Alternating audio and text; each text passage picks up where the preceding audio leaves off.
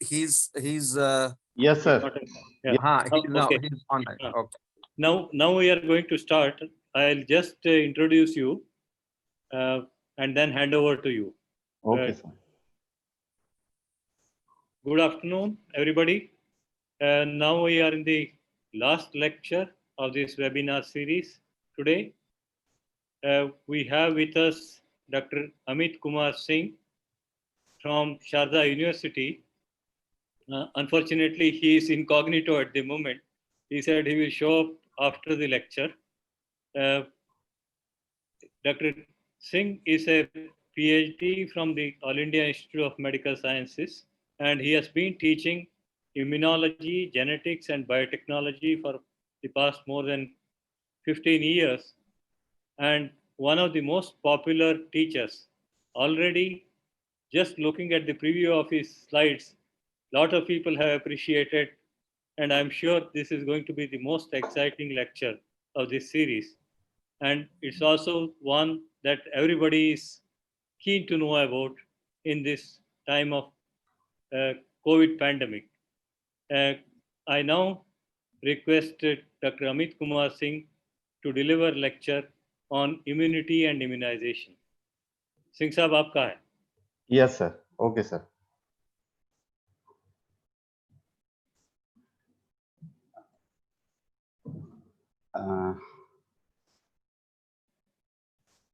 Hello. Hello, everyone. हाँ. Sir, like my slides are visible, sir? Yes. बिल्कुल. Yes. Okay. Yes. So, good afternoon to everyone. Like this is the opportunity to interact with all of you, and I'm highly thankful to Professor Srinivasan sir and Professor Bhatt sir, my guide, my mentors. Today, like I'm going to discuss about immunity and immunization. As already sir mentioned that I have done my PhD from All India Institute of Medical Sciences, New Delhi. I will just like to mention that this is not my core research field. I did my PhD on protein structure biology by using X-ray crystallography. But this subject I'm teaching like in Sharda University since like last 5, 6, 7 years. So whatever I'm going to deliver today is my experiences in this particular subject as I taught in the BTech, MSc and like MTech courses. Let's start this presentation. Whatever content I have kept in my slides, all I have taken from like regular textbooks. I will just show you. So the books I referred is first one is Cube Immunology. This is the most important book, and this is like everything is there in this single book. So if you are interested in immunology, you should read this book. This is a very interesting, very nice book, represented like all the matters are represented in a very nice way, graphical ways and diagrams and colorful diagrams. It's very nice. I purchased this book when I was in MSc in second semester because I was very much interested. So this book is very interesting. So you can like refer that book. Like if you don't want to go for a very long detail of immunology and still you want to brush up your knowledge in the field of immunology, as a teacher, then you can also refer this one book, Prescott Microbiology. In this, although this book is for microbiology, but there is a unit in this particular book on the immunology or immune system. And I think these 2-3 chapters of this microbiology covers almost every topic of like immunology related subject. So you can refer these two books. I referred for my presentation mainly this Cube Immunology. So like as today's topic is like immunity and immunization. So first I will start with the immunity. So this word is nowadays very common that we have to increase our immunity. Our immunity is weak. That's why we are getting this infection. So what is immunity basically? So this word is like in general language, what I feel is like immunity is used in a different way, but I will explain what is the exact meaning of immunity. So like as per the textbook, immunity is the state of protection from infectious diseases. So you can say the state of protection against invading pathogen is called as immunity. So please underline these two words, state of protection. This is very important. So when you are in a state of protection against anything, any pathogen, then this is called as immunity. Rather, you will say that my immunity is strong, but you don't have any immunity. Like if you will say that we are having immunity against corona, so that is not true, because you don't have any memory against that. You don't have any state of protection against that. That is not called as immunity. That may be your fighting capability of your immune system against any pathogen. Like if I will say I am in a state of protection against polio, it means I am immunized against polio. I have the immunity against polio. Means polio cannot infect me because I have a vaccination. So state of protection, that is very important. In general, when we say immunity, it means like your immune system is, you said that immune system is boost up, whatever. So immunity is the state of protection against infectious diseases. So this can be like sometimes it is written that non-specific and specific in nature, but you can say less specific and very highly specific component is present in this immunity. So on the basis of specificity, this state of protection is divided into two categories. First one is called as innate immunity. Second one is called as acquired immunity. So what does it mean? So innate immunity is the immunity which is present since birth. So the immunity which is present since birth is called as innate immunity. And what is acquired immunity? Acquired immunity is the immunity which you acquire after exposure to a particular antigen. Then this immunity is called as acquired immunity. How long you will be having that state of protection against that pathogen, it will depend upon several factors. Like if somebody got infected with corona, recovered, then there must be some immunity for some time in that particular host against that particular pathogen. But it will depend upon several factors that how long this immunity will be there in a particular host. So acquired immunity is the immunity which we acquire after exposure to a particular antigen. So we be very clear that innate immunity is the immunity which is present since birth. Acquired immunity or adaptive immunity is the immunity which we acquire or we adapt after exposure to a particular antigen. So more we will expose to the antigen, more our immunity, acquired immunity will increase. So then these are the two main differences between these two immunity.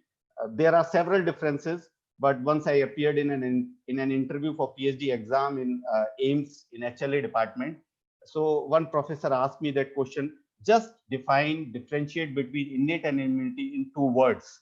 You cannot increase word limit. So I said, okay, sir, non-specific and no memory. So specificity and memory are the two words on the basis of which you can differentiate these two, innate and acquired immunity. So innate immunity is non-specific in nature, but I personally say non-specific is not the correct word. You should say less specific, but book says non-specific, so I'm going with non-specific. And no memory. Innate immunity do not have any memory, so it is not specific for any particular antigen. It is for all pathogens which are coming and attacking on the host, and there is no memory. Once the antigen is removed, your body will not have any memory against that particular pathogen. So it's like you can say the border security force of the country, the army which is there on the border. They just whoever is coming from outside the border, they remove that particular person, and they don't have any memory with them. While police they recognize, they memorize the criminal, and then they do. So innate immunity do not have any memory. It is non-specific in nature, while acquired immunity is highly specific and it has memory. So these are the two words. Acquired immunity works against specific antigens specifically, and after the whole immune response or immunity, you will have some memory or memory for very longer time. So memory and specificity are the two characteristic features of acquired immunity. There are several, but these are the two main. Now, innate immunity is again categorized into two categories: first line of defense, second line of defense, while acquired immunity is categorized like also called as third line of defense. So immunity we can also categorize into different categories like first line defense, second line of defense, and third line of defense. So what does it mean? So in first line of defense, there are external barriers such as anatomic barriers like skin, mucous membranes. These things which are the external barriers, they comes in the category of first line of defense. Then you have physiological barriers such as temperature, low pH, chemical barriers. They all comes under the category of this first line. Then second line, they contains like phagocytic barrier, like inflammatory barriers. So this is the second line of defense. Okay. Then what is third line of defense? Third line of defense is you can achieve this third line of defense means acquired immunity by two ways: humoral immunity, or you can say humoral immune response, which is mediated by B lymphocytes, and cellular immune response, which is mediated by T lymphocytes. Again, T lymphocytes are of two types: T helper cells and T cytotoxic cells. T helper cells are like uniquely characterized by the presence of CD4 marker on their surface, while TC cells, cytotoxic cells, are recognized by CD8 marker. So be very clear, acquired immunity is called as third line of defense, which can be achieved through humoral immune response or by cellular immune response or by both. While first line of defense include external barriers. So, and second line of defense is also called as internal barriers, which include phagocytic barriers, inflammatory barriers, and physiological barriers. Now, non-specific, innate, and specific acquired responses usually works together to eliminate the pathogenic microorganism or any other foreign agents. It means that it is not like that first line of defense is there outside, of course, then second line of defense fight first, then when not able to fight, then third line of defense will come in action. It is not like that. Both specific and non-specific defense mechanism, they work together against a pathogenic organism and they try to remove that particular pathogenic organism. So now I will, this is the summary. Now I will go one by one, first innate immunity and all the barriers, then acquired immunity, and then these barriers, because immunization is like a method which is based on the immunity. So we should first understand the immunity, then we will go for the immunization. So like you can see this slide here, innate immunity, I have already explained. It's non-specific in nature and no memory, which includes anatomic barriers, which you can say the external barriers such as skin. So skin is a mechanical barrier which retards the entry of microbes. Then you can see the acidic environment.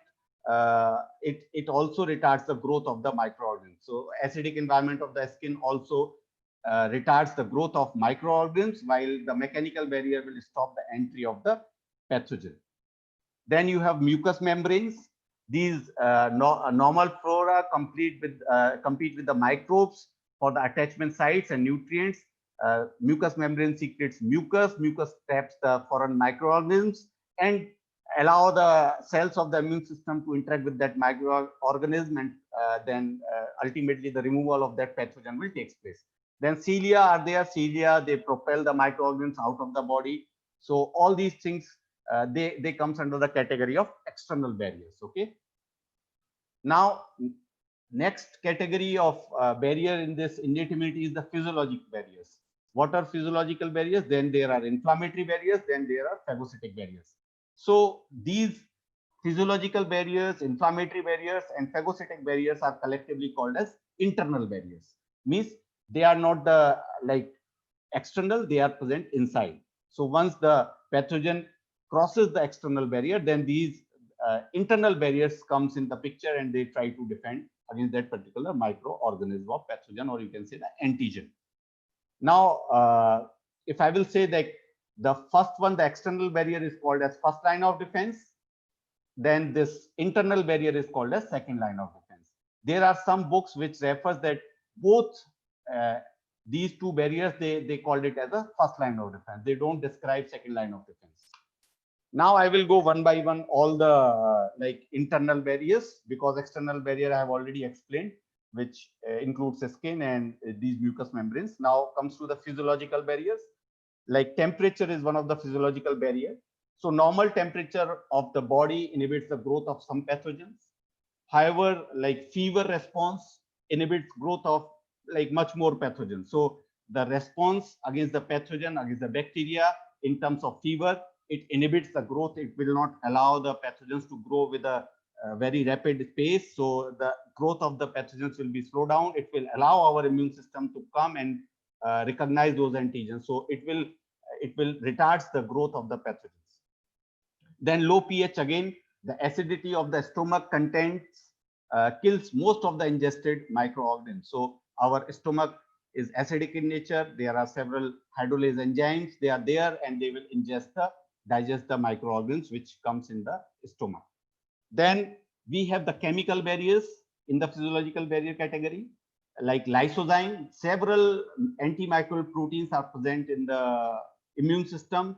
It's part of innate immunity, which provides protection against infectious diseases. One of them, like well characterized and well known, everybody knows it, lysozyme, which cleaves the bacterial cell wall and gives you the immunity or the protection against the bacterial infection.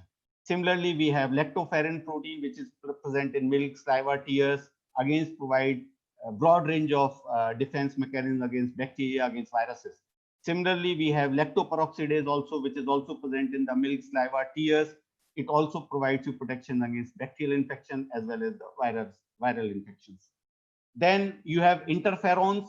Interferons are the proteins, group of proteins, which works against the antiviral state in the uninfected cells.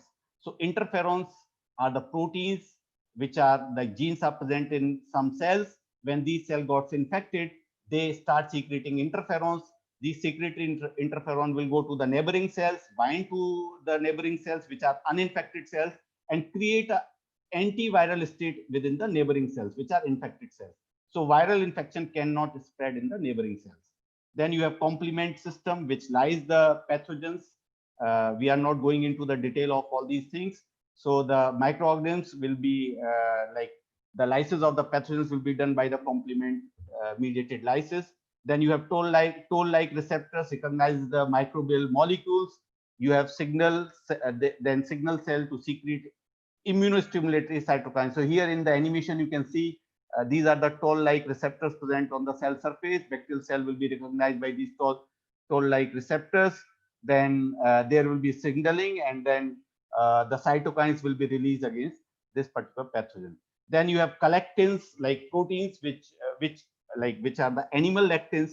They also disrupt the pathogenic cell wall. So these collectins are the group of so several proteins are there. I have just named few which are important and very well characterized, but there are several proteins are there which are innate immunity proteins, provide you defense. Then next is inflammatory barrier.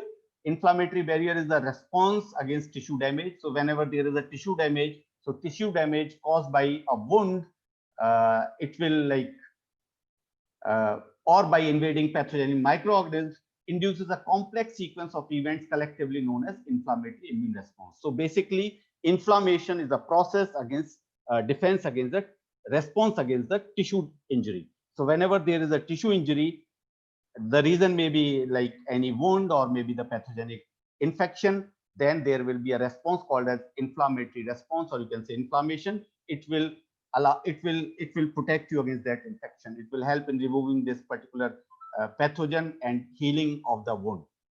The tissue damage and the infection induce leakage of vascular fluid in that damaged area containing serum proteins. So this fluid will contain several serum proteins with antimicrobial activity. There will be the influx of the phagocytic cells in the affected area, and ultimately that pathogen will be removed, area will be healed, and you will be recovered. Like you can see here, pathogenic bacteria is there, which contains lipopolysaccharide. Then there will be tissue injury, which will trigger the inflammatory response, and then inflammatory response ultimately clear the invader.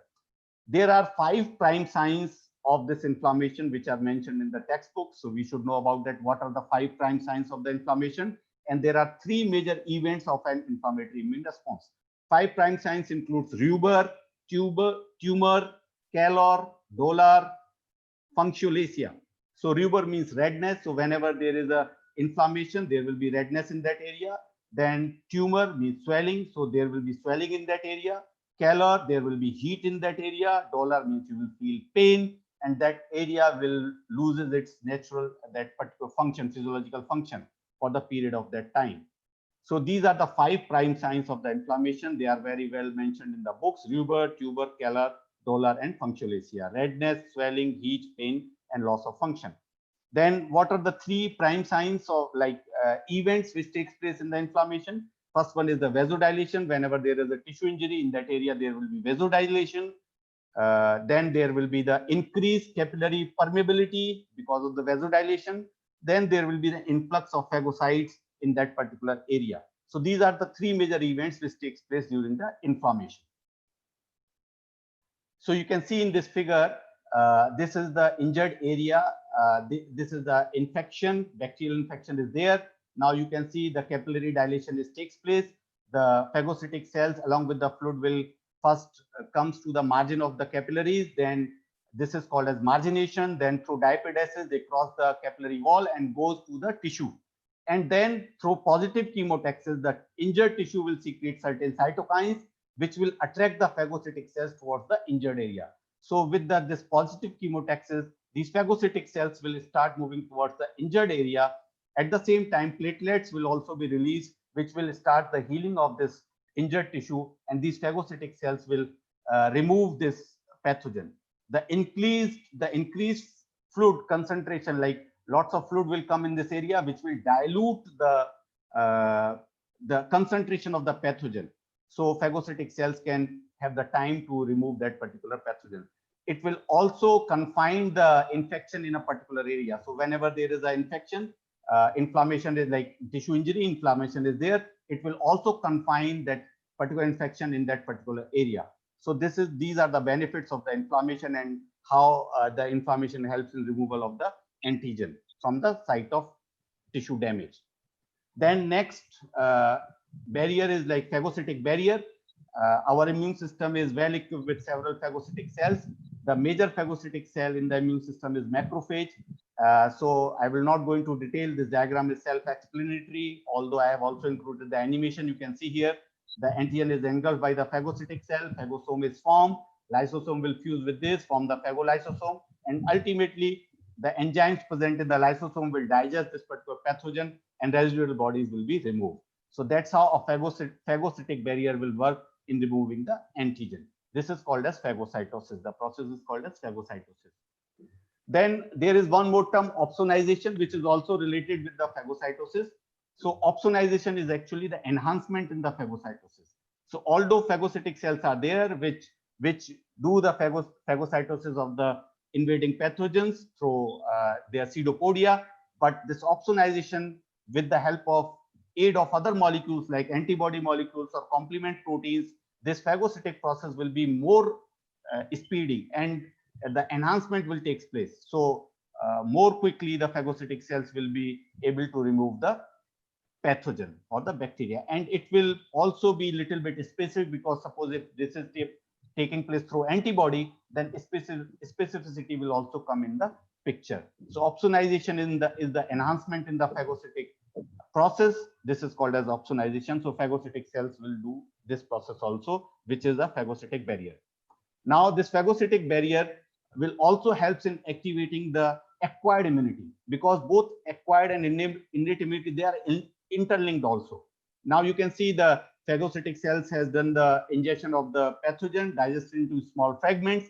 Now there are cells which can pick these small antigenic fragments of the pathogen and represent these antigenic fragments on the surface of the phagocytic cells through these MHC molecule. And these MHC molecule, type 2 molecule, they activate the T helper cells. So cellular immunity will be stimulated. So this is another function of the phagocytic cells, that they have the capability, certain phagocytic cells, not all, that I will explain later, called as APCs. So they engulf the antigen, they sometimes present the antigen on its surface, some peptides, antigenic peptides, and they activate the cellular immunity. So this is all about the innate immunity. I will just recap everything. Innate immunity is non-specific in nature. There is no memory in the innate immunity. It is present since birth. There are different barriers in this, external barriers, internal barriers, and they all try to protect you from different invading pathogens. Now comes to the second type of category of the immunity, called as acquired immunity, which you acquire after exposure to a particular antigen. So two main characteristic feature of this acquired immunity or adaptive immunity is called as specificity and memory. So this type of immunity is highly specific. It has memory. So you will get memory out of this. So actually the word immunity is actually the acquired immunity, because only in acquired immunity you will get memory. So actual meaning of immunity is this acquired immunity. When you will say immunity, actually this acquired immunity is the immunity because you will get the memory, which is also called as third line of defense. And you will achieve this acquired immunity, as I already mentioned, through humoral immune response. And this humoral immune response is mediated by B lymphocyte. This is then you can also achieve this through cellular immune response, which is mediated by T lymphocytes, or together by both responses. So this is called as third line of defense. You can achieve through this third line of defense through humoral immune response or through cellular immune response. Now I will go one by one. I will pick all these points. Now this is the overview of like acquired immunity. You can see list of pathogens. This diagram is taken from the QA. These are the list of pathogens. When they invade B cells, when they interact with these pathogens, they will divide and differentiate into plasma cell, and then plasma cell secretes antibodies, then these antibodies neutralizes the antigens. While in cellular immunity or cell mediated immunity or cellular immune response, T cells, when interacts with the antigen, they divide and differentiate into their effector cells, and effector cells ultimately kills the virus infected cell. So this is the textbook diagram, and that's how I can explain. But for this, I have made certain slides from my side with the help of animation, which will clear the picture, whatever, like it is not mentioned, the hidden things behind these pictures. Okay, so I will come to the animation, and one by one I will explain humoral immunity and cellular immunity with the help of like some slides. So like first I'm going to discuss about humoral immunity. Dr. Singh. Yes, sir. Request is go a bit slow. Okay, sir. So this is actually my you can go slowly. Yeah, my actual speed. So I will just a little bit slow. Yeah. So Okay. like I will take one by one. First, the humoral immunity. So what happens in humoral immunity is, humoral immunity, as you already know, I have already discussed, is mediated by B cells. So what happens in humoral immunity? You can already see this diagram here. B cells interacts with the antigen. They divide and differentiate into effector cells and memory cells, which are not shown here. So I will show here. Like you can see, there is a B cell. So whenever there is a antigen which can interact with the B cell, you can see the antigen is interacting with the B cell. Now, upon interaction, this B cell will divide and differentiate into two cell population. One cell population is called as effector cells. Second cell population is called as memory cells. So you can say this is the effector cell and there is one memory cell. Effector cell in this immune response is called as plasma cell. Effector cell in this immune response is called as plasma cell. Effector cell is a common word in this particular immune response, which is called as B cell mediated immune response, humoral immune response, or antibody mediated immune response. In this immune response, plasma cell is the effector cell. Now, effector cell function is to secrete antibody molecules against this particular antigen. So you can see this plasma cell is secreting antibody molecules, and these are called as effector molecules. Now, these effector molecule function is to neutralize the antigen, and there will be the production of B memory cell also in this immune response. So now what will happen in the humoral immune response against this particular antigen? B cell gets stimulated. Then upon stimulation, they will divide and differentiate into two cell population. One is called as plasma cell. Second one is called as B memory cell. Plasma cell function is to secrete effector molecules, and these effector molecules function is to neutralize the antigen. And B memory cell will remain in the system for longer time. So this is called as humoral immune response. And this immunity is called as humoral immunity, which comes under the category of acquired immunity. I hope this is clear to everyone that in humoral immune response, B cells interact with the antigen. Upon interaction, they will first divide. They will enter in the cell cycle. They divide and differentiate into two cell population, effector cells and memory cells. Effector cells are called as plasma cell. Memory cells are called as B memory cells. Plasma cell will secrete antibodies. Antibody will utilize this antigen by which this B cell gets activated. The B cell which first time interact with any antigen, this B cell is called as naive B cell. This B cell is called as naive B cell, which has not had any encounter with any antigen before. So this is first time this cell is interacting with this antigen, is called as naive B cell. Now you can see these antibodies, they will secreted by the plasma cell, and these antibodies will go and neutralize this particular bacterial cell, or you can say the pathogen. Now, the important thing is that in this humoral immune response, the pathogen or the bacterial cell is not killed. It will only neutralize by the antibodies. Now, then you will say what will happen. So this antigen antibody complex is formed. Now these antibodies will take this antigen to another system called as complement system, where the destruction of this particular pathogen will be done. So in humoral immune response, pathogen is not killed. Only antibodies are produced, or you can say antibodies are produced, and these antibodies will neutralize the antigen. Okay, will neutralize the antigen. So this is all about humoral immunity. Okay, I will explain humoral immunity one more time through one more example. Like suppose there is a infection, and this infection is a viral infection. So you have a viral infection which crosses first line and second line of defense. Now B cell got the opportunity to interact with this antigenic portion of this virus. Now upon interaction, what will happen? As I already mentioned, upon interaction, these B cells will divide and differentiate into two cell population. So B cells, upon interaction with this virus, they will divide and differentiate into two cell population. First cell population is called as effector cells. Second cell population is called as memory cells. So you can see effector cells in this particular case are called as plasma cell. The function of plasma cell is to secrete effector molecules. Effector molecules are antibodies. Now, these antibodies will go and neutralize this virus. And then later on, this virus fate will be decided. A virus will be killed later on by other systems. But during this response, this is called as humoral immunity. The response is called as humoral immune response. What is important is after this whole response, memory cells will be produced. B memory cells will be produced, and they will remain in the system for longer time. So when naive B cell interact with the antigen, it will divide and differentiate into plasma cell and B memory cell. Plasma cell will secrete antibodies. They will neutralize the antigen, and B memory cells will remain in the system for longer time. What is the use of these B memory cells? That we will discuss later. So I hope this humoral immunity is clear to everyone. So I will then next is cellular immunity. Cellular immunity is little bit different, little bit complicated. Like B cell interacts with the antigen directly, but T cells, they cannot interact with the antigen directly. They cannot interact with the antigen directly, which is present in the circulation. They want representation.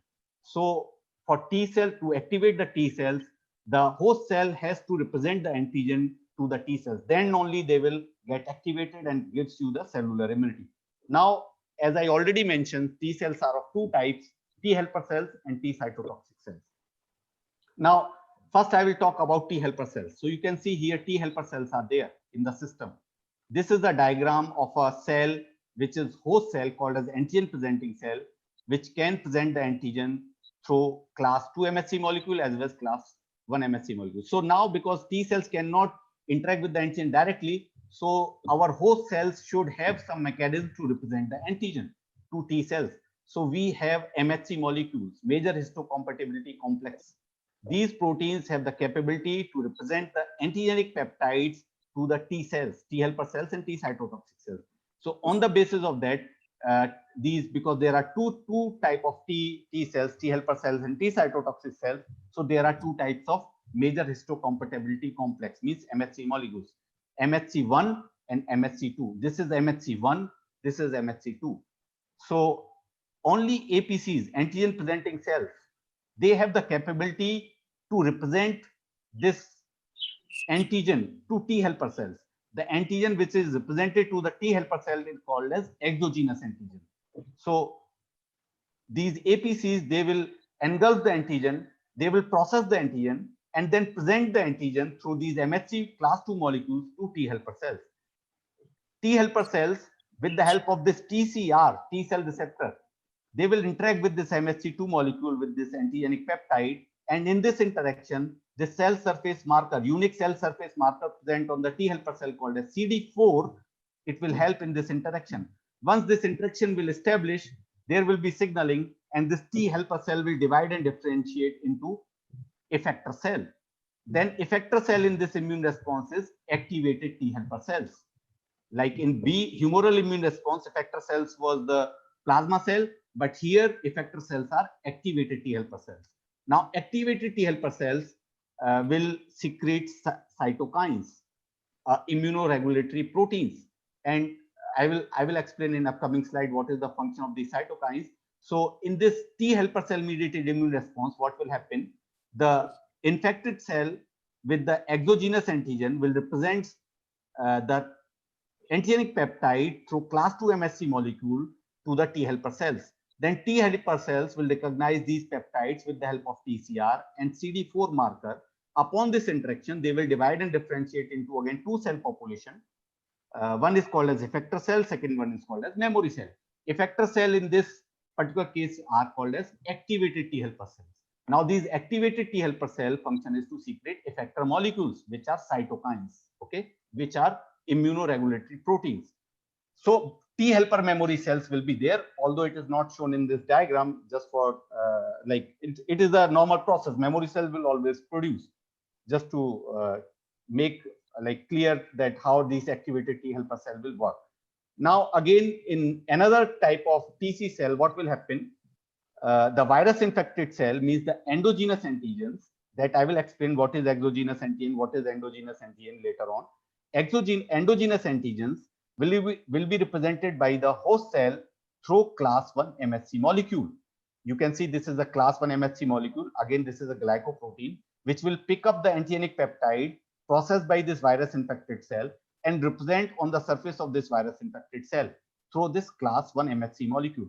Now, when a cell is representing this antigen through class 1 MHC molecule, now TC cell will come in picture through this TCR, T cell receptor, and with the help of this unique cell surface marker called as CD8, these TC cell will interact with this virus infected cells. Now, upon interaction with this antigenic peptide, these TC cell will divide and differentiate again two cell population. One is called as effector cells, second one is called as memory cells. Now, effector cells in this case are called as TCTLS, cytotoxic T lymphocytes. So now these T cells, which were cytotoxic in nature, now they became activated, now they became cytotoxic in nature. Means they have the capability to kill the virus infected cell, host cell itself. So the effector cell in this particular case is cytotoxic T lymphocyte, CTL, or you can say TCTLS, means T cytotoxic lymphocytes. The function of this cytotoxic T lymphocyte, the effector cell, is to kill all the virus infected cells which are representing the antigen through this class 1 MHC molecule. So ultimately, all the virus infected cell will be killed, virus infected cell of the host. So once the cell is killed, so there will be no virus infected cell in the system. That's how the cellular immunity works. But here you have to remember that T cells are high profile cells. They don't want to interact with the antigen directly. They want representation, and these representation will be done by the two types of MS, like a protein called as MHC, major histocompatibility complex. Class 2 MHC molecule represents antigenic peptide to T helper cells, while class 1 MHC molecule represents the antigen to TC cells. And TC cells, only TC cells, when they get activated into TCTLS, they have the capability to kill the virus infected cell, or like cancerous cells also, that I will discuss later on. So this is cellular immunity. Ultimately, in both T helper immune response and TC cell immune response, memory cells will be produced. Definitely, memory cells will be there in the system, although they are not shown in this diagram because I have taken this from the book. That was not mentioned, but memory cells will always be there in the system. So the acquired immunity, the main thing is it is highly specific because it recognizes a specific antigenic peptide, specific antigens, and it provides you the memory.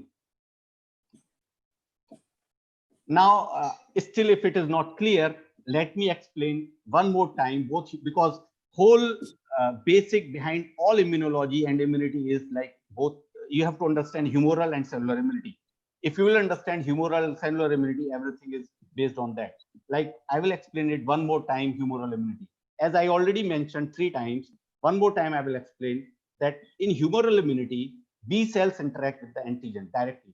So I will just explain one more point here. These B cells, they possess a unique cell surface receptor on their surface called as BCR. You can see these antibodies, which are membrane bound antibodies, they are called as BCR.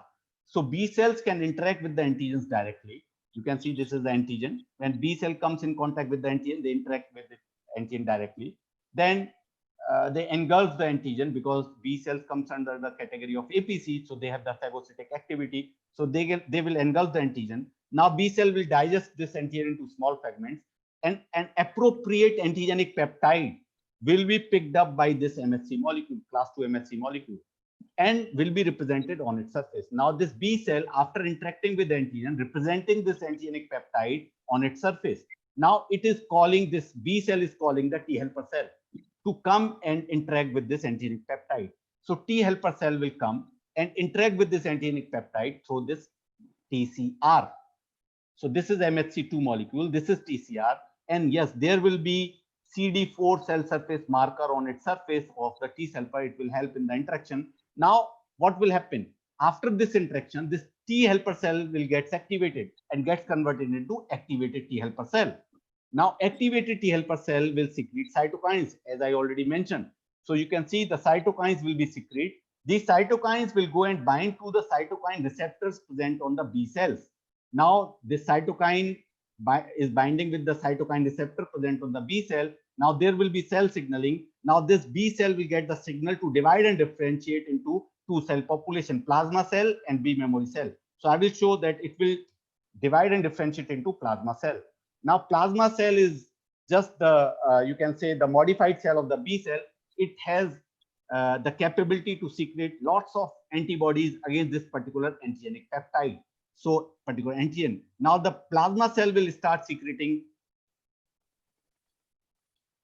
antibodies. Now these antibodies will be formed, and you can see in the system there will be several thousands of antigen molecules. Now these antibodies will go and they will bind with these antigenic molecules, antigens, and they will neutralize them. Antigen antibody complexes form.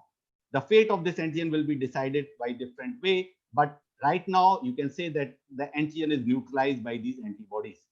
And of course, in this humoral immune response, or in this humoral immunity, other than plasma cell, B memory cell will be produced in the system. Please remember this. Now, I hope this humoral immunity is clear to you. Now, cellular immunity. Cellular immunity, as I already mentioned, this immunity is mediated by the T cells. T cells are of two types: T helper cell and T cytotoxic cells.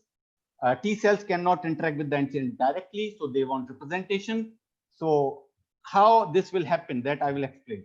Now B cell, like you can see here, they want representation. MHC cells, MHC molecule will represent the antigen. I just showed you that MHC2 is representing by B cell, so MHC2 antigen is represented to T cells.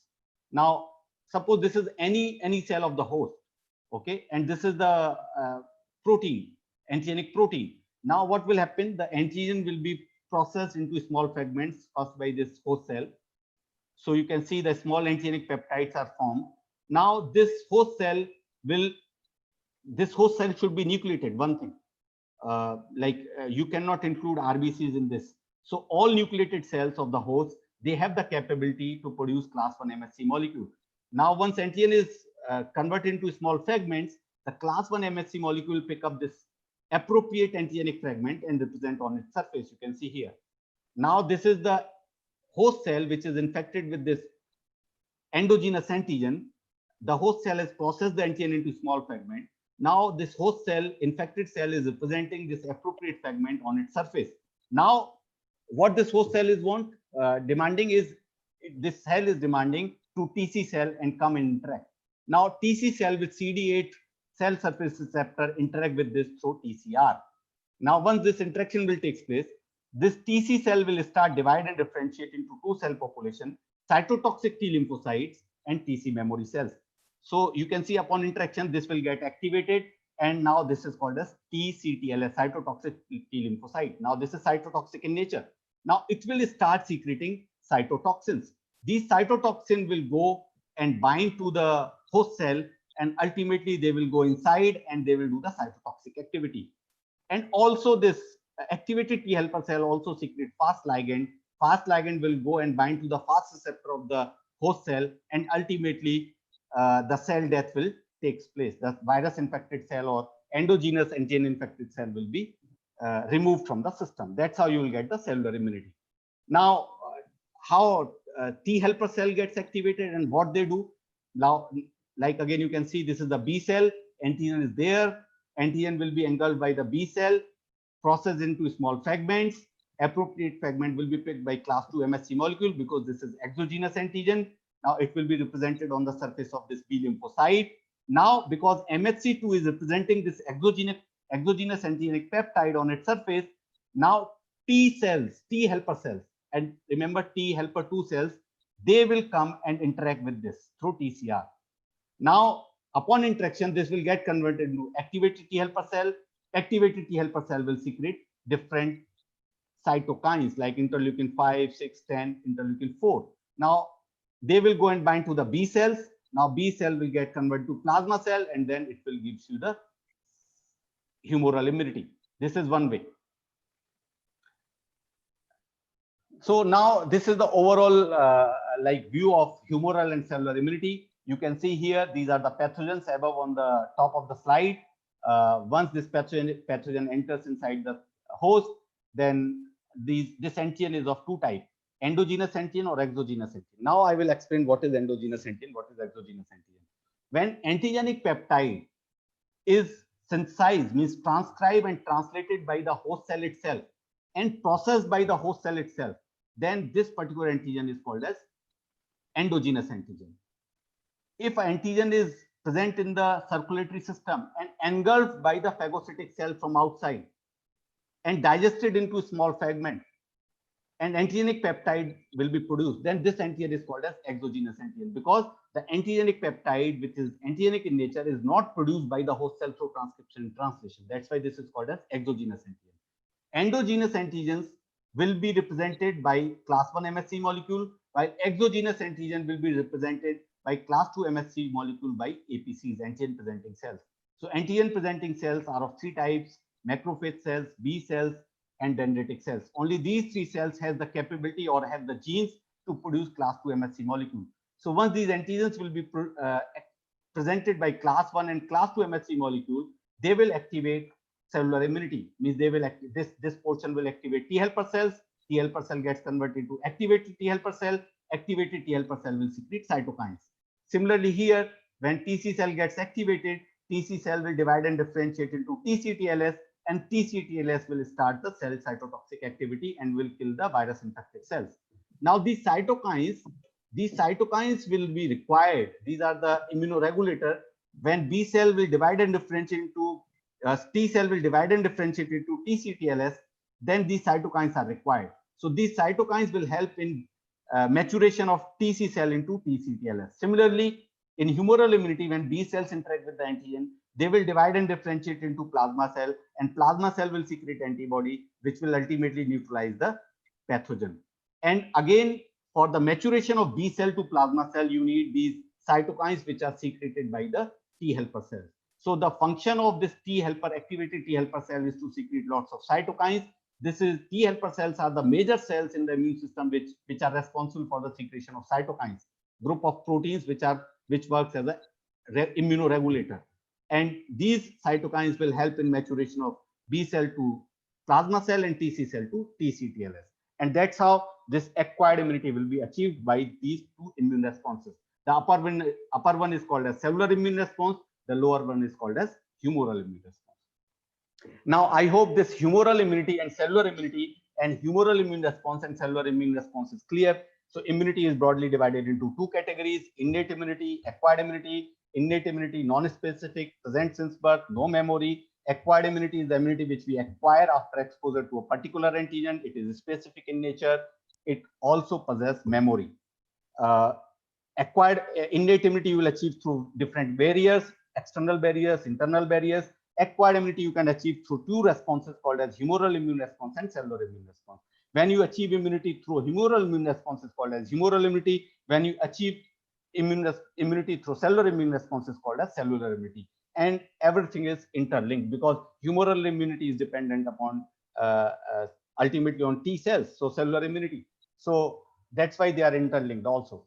Now there is one point also we have to like discuss: primary and secondary immune response. What does it mean?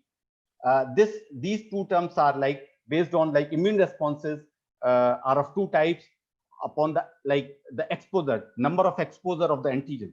So when our immune system exposed to the antigen first time, and then there is an immune response, then this is called as primary immune response.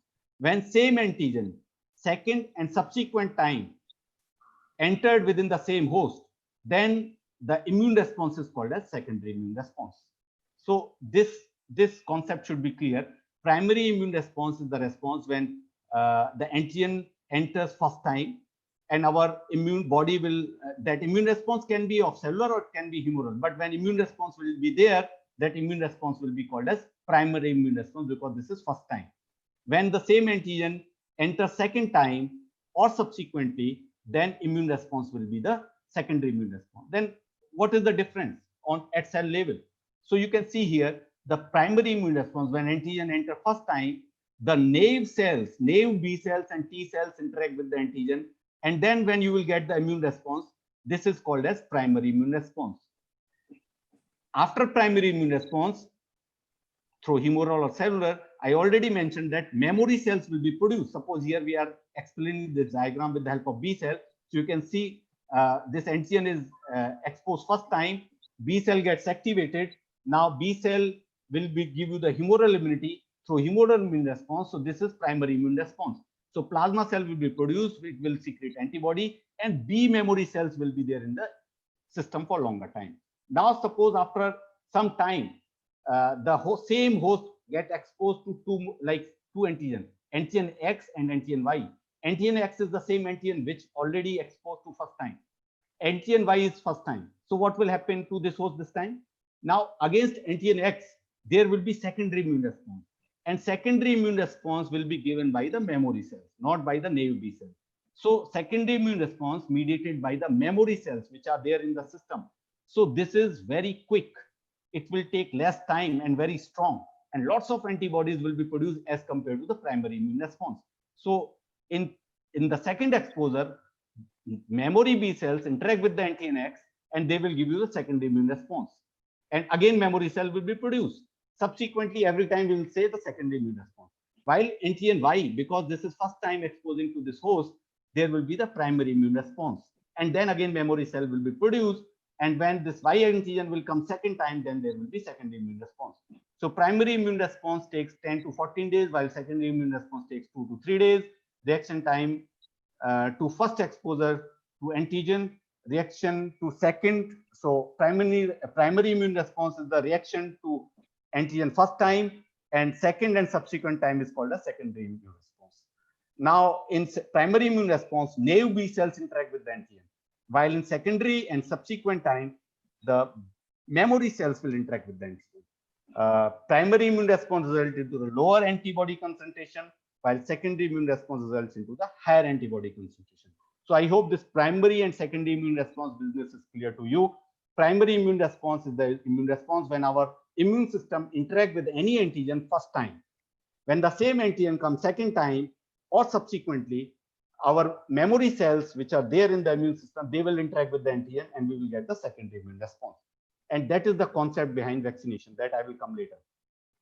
Now, before going to the vaccine and immunization, I will just briefly give you the history of vaccine development, or you can say the immunity. I have gone through lots of literature about history. I have prepared like one full, you can say, presentation on history of immunology.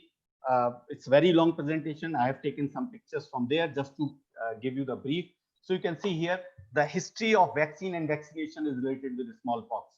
So you can see here a spot on mummified remains of face believed to be the smallpox. So the photograph of a mummy, there are spots on the face which we cannot see very clearly in this diagram, but it has been like people believe that this particular person died because of the smallpox. Then there is a story of Aztec Empire. This Aztec Empire was the #1 empire at that particular time, and downfall of that Aztec Empire will take that happened, and around 60% downfall, like smallpox was the main reason of downfall of this Aztec Empire, about 60%. Then you can see this portrait in which Nahuatl,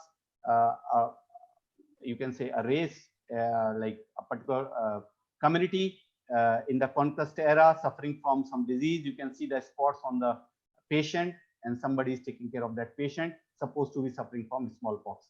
So smallpox became pandemic in the 1540s to 15, long back. And then when we were not having any answer to smallpox, like now we don't have any answer for corona, then people start believing in the god and goddesses, and they said this is happening because of the god, because god is not happy. So Chinese were the first. They came up with a goddess called as Tao Xin Niang Niang. They start worshipping, and they say, don't say anything to these spots, pustules present on the surface of the patient. Say these are the beautiful flowers, so goddess will be happy and this disease will go. Similarly, India was not far behind to the China. We discovered goddess Shitla Mata. Shitla Mata Mandir are all like they are there. Still, we are believing that Mata is there, and this disease is because of the Mata. You can see in this diagram, a person is suffering from, a patient suffering from the smallpox. It's 1923 photograph. Then some scientific activities happened in China, firstly, and Turkey later on. People started variolation. So variolation was discovered. Then next discovery was the vaccination, which was discovered by Edward Jenner, which is considered as father of immunology. Then after that, Louis Pasteur came in the picture, and he discovered the vaccine. He discovered the vaccine with the scientific explanation. So vaccine was developed by the Louis Pasteur. This is the brief history, you can say. I will come up with some slides again. So you can see this is the photograph of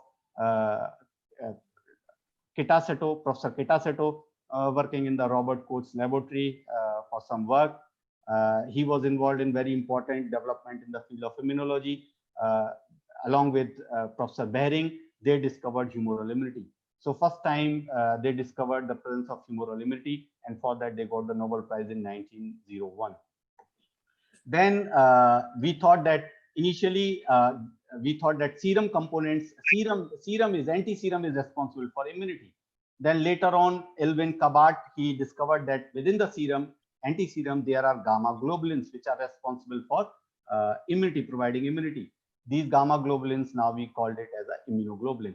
So the active fractions of immunoglobulin are called as antibodies. So there is one more question. What is the difference between immunoglobulin and antibody? Are they same? Like immunoglobulin is a group of protein, or globulin family of protein which are present in the immune system. The active fractions of immunoglobulins, which are active against the antigens, they are called as antibodies. Okay, so both are not same. You can say that all antibodies are immunoglobulins, but all immunoglobulins are not antibodies. Then after discovery of this, then people discovered the humoral immunity also. So first we thought that anti-serum is responsible for immunity. Then we came to know no, proteins are there like gamma globulins. Then later on we discovered antibodies. Then one more major discovery by Matnikov, Professor Matnikov. He first time like in 1883, he said that cells also contribute to the immune state in animal, and he discovered the cells which can perform the phagocytosis. So already we have discussed this phagocytosis process that was proposed by Matnikov. So you can see a phagocytic cell has the capability to engulf, like there are several phagocytic cells in the immune system like macrophage cell, neutrophils, eosinophils, basophils, which can perform the phagocytic activity and can remove the antigen. So this was the one more important development by Professor Matnikov, who discovered the phagocytosis, and he said phagocytes are there, were able to ingest microorganisms and other foreign materials. Then one of the major discovery we all should know in 1975 by Professor Kohler and Milstein, the discovery of monoclonal antibodies. In 1984, they got the Nobel Prize for this discovery. Monoclonal antibodies are very, very useful in diagnostic processes, in therapeutic processes, because these are the antibodies which can only interact with the single epitope of a particular antigen. They are highly specific for a particular epitope. So the discovery was done by Professor Kohler and Professor Milstein, and they got the Nobel Prize. So you can see here, this antibody can only interact with epitope A, not with epitope B, not with epitope C. Means epitope of the same antigen. Okay, so these antibodies which can only recognize a specific epitope of an antigen, they are called as monoclonal antibodies because they are produced by the single B cell clone. Now I am coming to like the second part of my presentation. I hope till that point everything is clear because I am not able to interact with you during the lecture. Maybe this is my tendency to speak a little fast, but I'm trying to keep myself a little. That's why you repeat one thing several times. So this is my nature. So let's start this second part of my presentation, which is types of acquired immunity. We have already discussed that acquired immunity is of two types, humoral immunity and cellular immunity. Now, why we are discussing again types of acquired immunity? This time we are discussing acquired.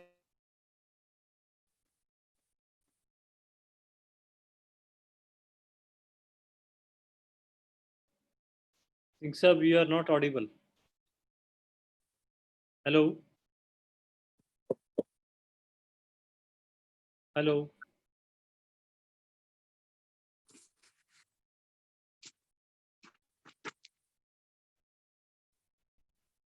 Hello.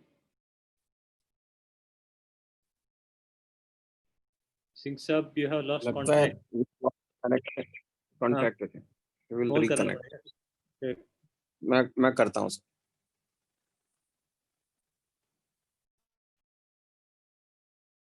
I think he has lost contact. He will have to relog.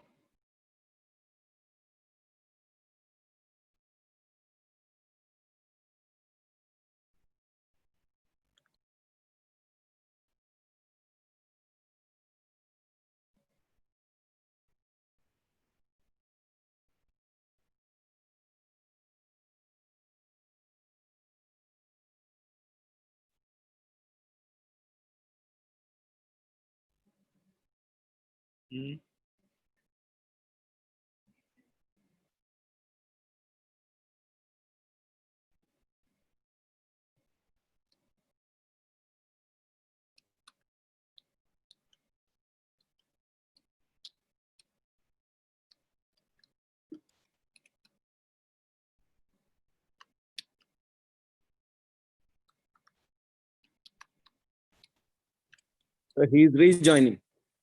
Okay.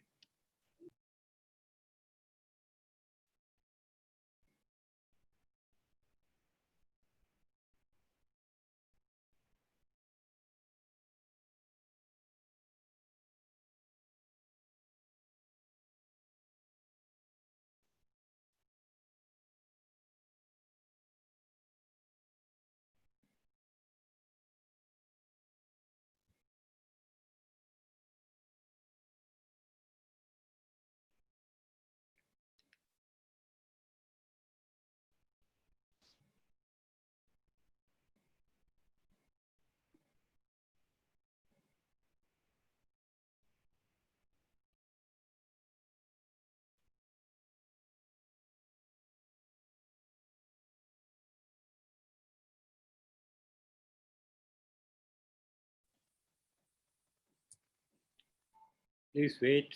There is some disruption.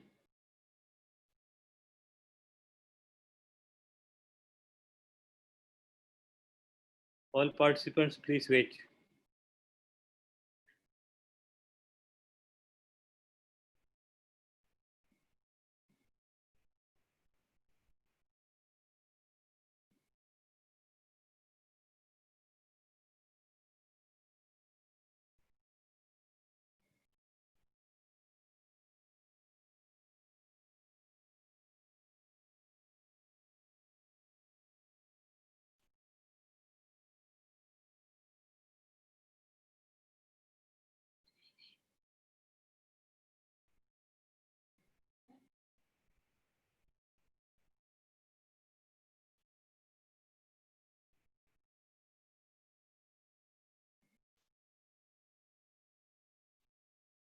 Light चली गई पता. Yeah. Can you hear me, sir? Okay, okay. Welcome back. Welcome back. Sorry, sir. Welcome back. Yeah. Thank you. Go sir. ahead. Just a minute, sir. I will just check my PPT. I don't know at what slide I was there. You continue, I'll tell you. Okay, sir. Okay, sir. You are about to start immunization Yes, process. definitely, sir. I will just. After the monoclone.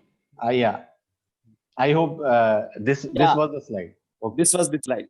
Okay. So on the basis of entry of antigen, sir, I am audible, sir. Yes, you are fine. Fine. Yeah. So on the basis of entry of antigen, this acquired immunity is divided into two categories: naturally acquired immunity and artificially acquired immunity. So as name suggests, when antigen enters naturally and host acquired immunity, and host immune system should work, so then this is called as naturally acquired immunity. When antigen enters artificially and host acquired immunity, then this is called as artificially acquired immunity. Means upon the entry of antigen, this acquired immunity is of two types: naturally acquired immunity and artificially acquired immunity. Naturally acquired immunity, when host within the host antigen enters naturally. Artificially acquired immunity, when we inject the antigen artificially within the host and host acquired the immunity. Now, both these immunities, naturally acquired immunity and artificially acquired immunity, they are categorized into two different categories: active immunity and passive immunity. So first we will discuss about naturally acquired immunity. Naturally acquired immunity is again of two types: active immunity and passive immunity. So what is active immunity? Means antigen enters naturally, host acquired the immunity. In this acquirement of the immunity, host immune system should participate actively. So when antigen enters naturally, host immune system actively participate in the response, and then host achieve the immunity. Then this is called as naturally acquired active immunity. For example, suppose right now, like if a person is suffering from some fever, then that antigen enter, like somebody is suffering from corona, we'll take example of that. Antigen, because corona enters naturally, the host immune system like had a active participation against that antigen, and then after that, that particular host recovered. Now this particular host, this immunity which is there in the host is called as naturally acquired active immunity, because antigen entered naturally, host immune system actively participate against that antigen, and host recovered, and immunity is there within the host. Then what is passive immunity? In passive immunity, although antigen enters naturally, immunity will be acquired, but the host which acquired the immunity, the host immune system do not work actively. That's why this name is given passive. Example is antibodies pass from mother to fetus via placenta. So immunoglobulins produced by the mother against antigens like IgG, they have the capability to cross the placenta and go to the fetus. And ultimately fetus will get the immunity. So in these immunoglobulins which are present, IgG, which are present in the fetus and providing immunity to the fetus, these immunoglobulins are not produced by the fetus, they are produced by the mother. But who is getting immunity? Ultimately fetus. That's why this is called as naturally acquired passive immunity. Similarly, the antibodies which are present in the colostrum in the first milk, immunoglobulin IgA, they transfer from mother milk to the newborn, and they provide immunity to the newborn. Again, the antibodies which are present in the milk are produced by the mother itself, but who is getting immunity? The fetus is getting or newborn is getting the immunity. So newborn immune system does not participate actively in this particular process. That's why for newborn, this immunity is naturally acquired passive immunity. So on the basis of that, participation of the immune system by the host who is getting the immunity, these immunity are divided into two, active and passive. I hope both are clear to you. In active immunity, host immune system should participate actively and same host should get the immunity. Then this is called as naturally acquired active immunity. While in passive immunity, the host which is getting ultimately the immunity, the host immune system is not participated in the immune response, not produce the immunoglobulins or antibodies. That's why for that particular host 2, that immunity is naturally acquired passive immunity. Now comes to the second category, artificially acquired immunity. As already I mentioned that when antigen enters artificially, immunity is called as artificially acquired immunity. It is again of two types, active and passive. Now, what first we'll discuss about active. This is the concept. On this concept, vaccines are there. Vaccines works on this concept, means artificially acquired active immunity. So what happens in this is antigen will be injected artificially within the host. Then host immune system works very actively against that antigen, and then host will acquire the immunity. Then this is called as artificially acquired active immunity. Example is vaccines. Okay, so vaccines, when you inject vaccine within the host, host immune system works actively, and then ultimately host will achieve the immunity. Then this is called as artificially acquired immunity. For example, like since like few years I'm going for the vaccination process for my son. The doctor injects some vaccine within the host. Now that host immune system work against that antigen, participate in the interaction, and then host will get the immunity. So whatever immunity we have inside, we all have against the polio. Then this particular immunity is artificially acquired passive immunity, because our own immune system worked actively in achieving this immunity, and antigen was injected artificially and we acquired the immunity. Now, what is passive immunity, artificially acquired passive immunity? It is that like you inject the antigen artificially in one host, that first host immune system worked against that antigen, produces antibody, then you take out these antibodies and inject into the second host. So second host ultimately getting the immunity, but passive way. So this is called as artificially acquired passive immunity. For example, injection of immune serum, gamma globulins. So gamma globulins are produced in one host, taken out from that host and injected into the second host for the immunity. This is the classification of immunity on the basis of how antigen is entering and how you are getting the immunity actively or passively. I hope this is clear to everyone. Now, next is vaccination. Now I'm moving to the second part. If this concept is clear, active, passive, and artificial and natural, then it will be very easy to understand the vaccine and vaccination process.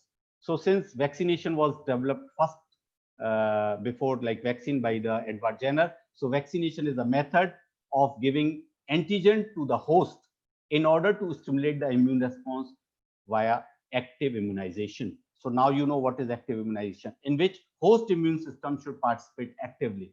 So vaccination is a method in which you give some preparation of antigen to the host and host gets immunity actively. That method was developed by Edward Jenner. Then a vaccine. What is vaccine? A vaccine is an immunobiological substance designed to produce a specific protection against a given disease. So it's a preparation, immunobiological preparation, which can be of several types that we will discuss in upcoming slide. When you give this preparation to the host, there are different ways how you will give that preparation to the host. Then once this preparation is inside the host, host should get the protection against that particular disease. At the same time, it should not get the disease. So that is called as vaccine. And this first vaccine scientifically developed by the Professor Louis Pasteur.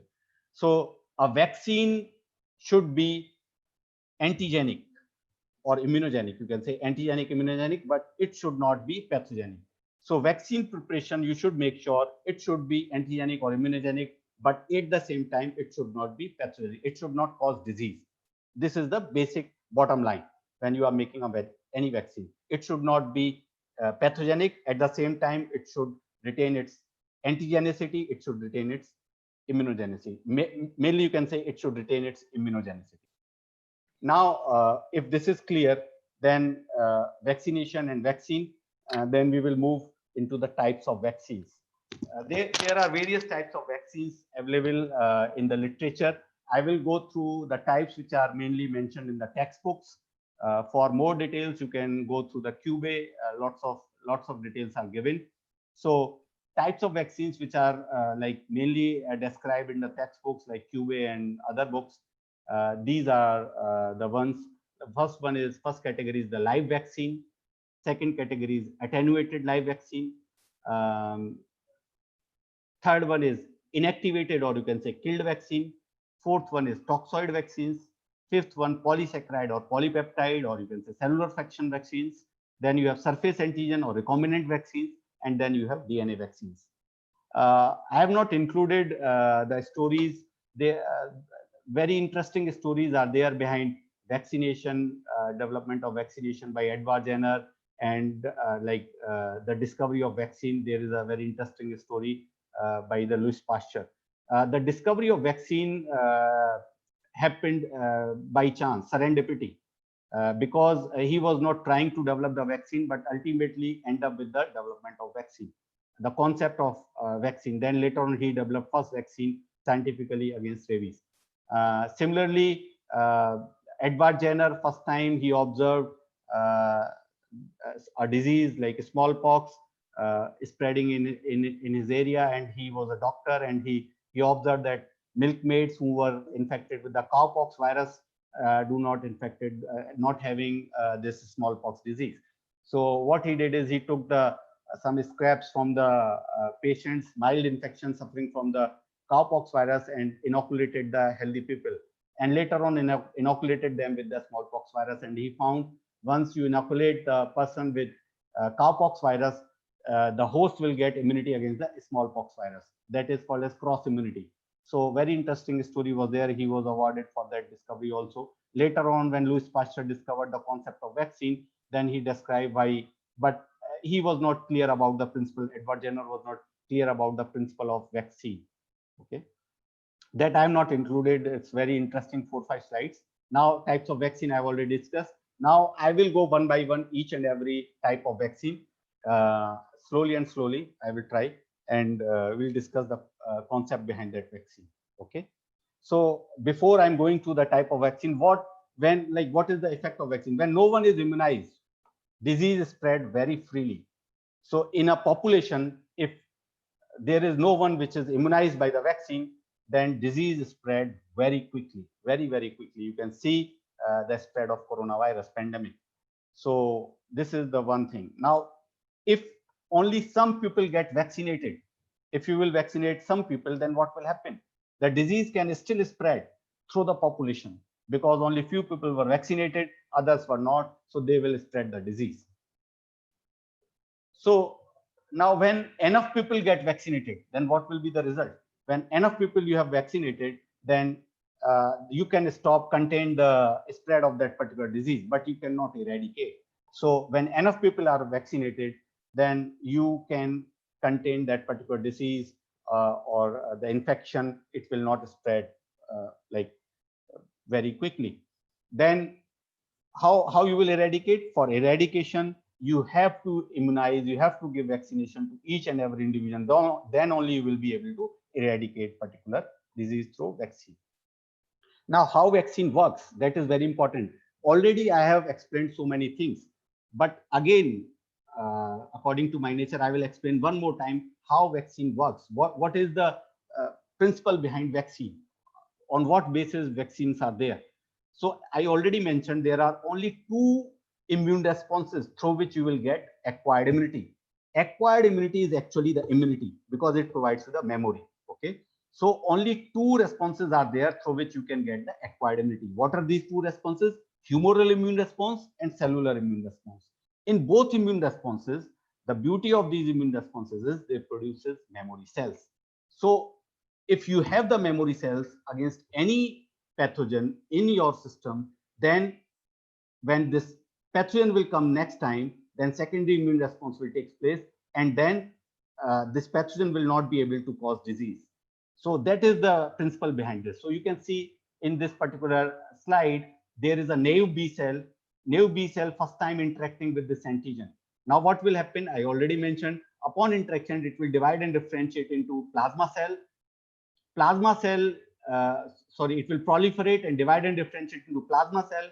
Plasma cell will secrete antibodies, and these antibodies will neutralize all such antigens present in the system.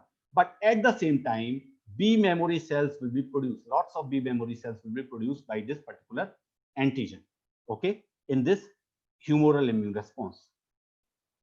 Now, when these B memory cells are there in the system, when the same antigen enters within the same host again, then this time naive B cell will not interact with this. This whole process will be cut down, time will be very short. Now B memory cells will interact with this antigen and will give you the secondary immune response. So what we want through vaccination is we want to produce lots of memory cells, B memory cells within the host through a vaccine preparation.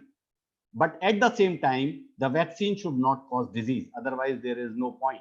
Okay, if person is suffering from the disease and B memory cells are produced, there is no point of vaccination or vaccine. So we actually try to create lots of memory cells within the host.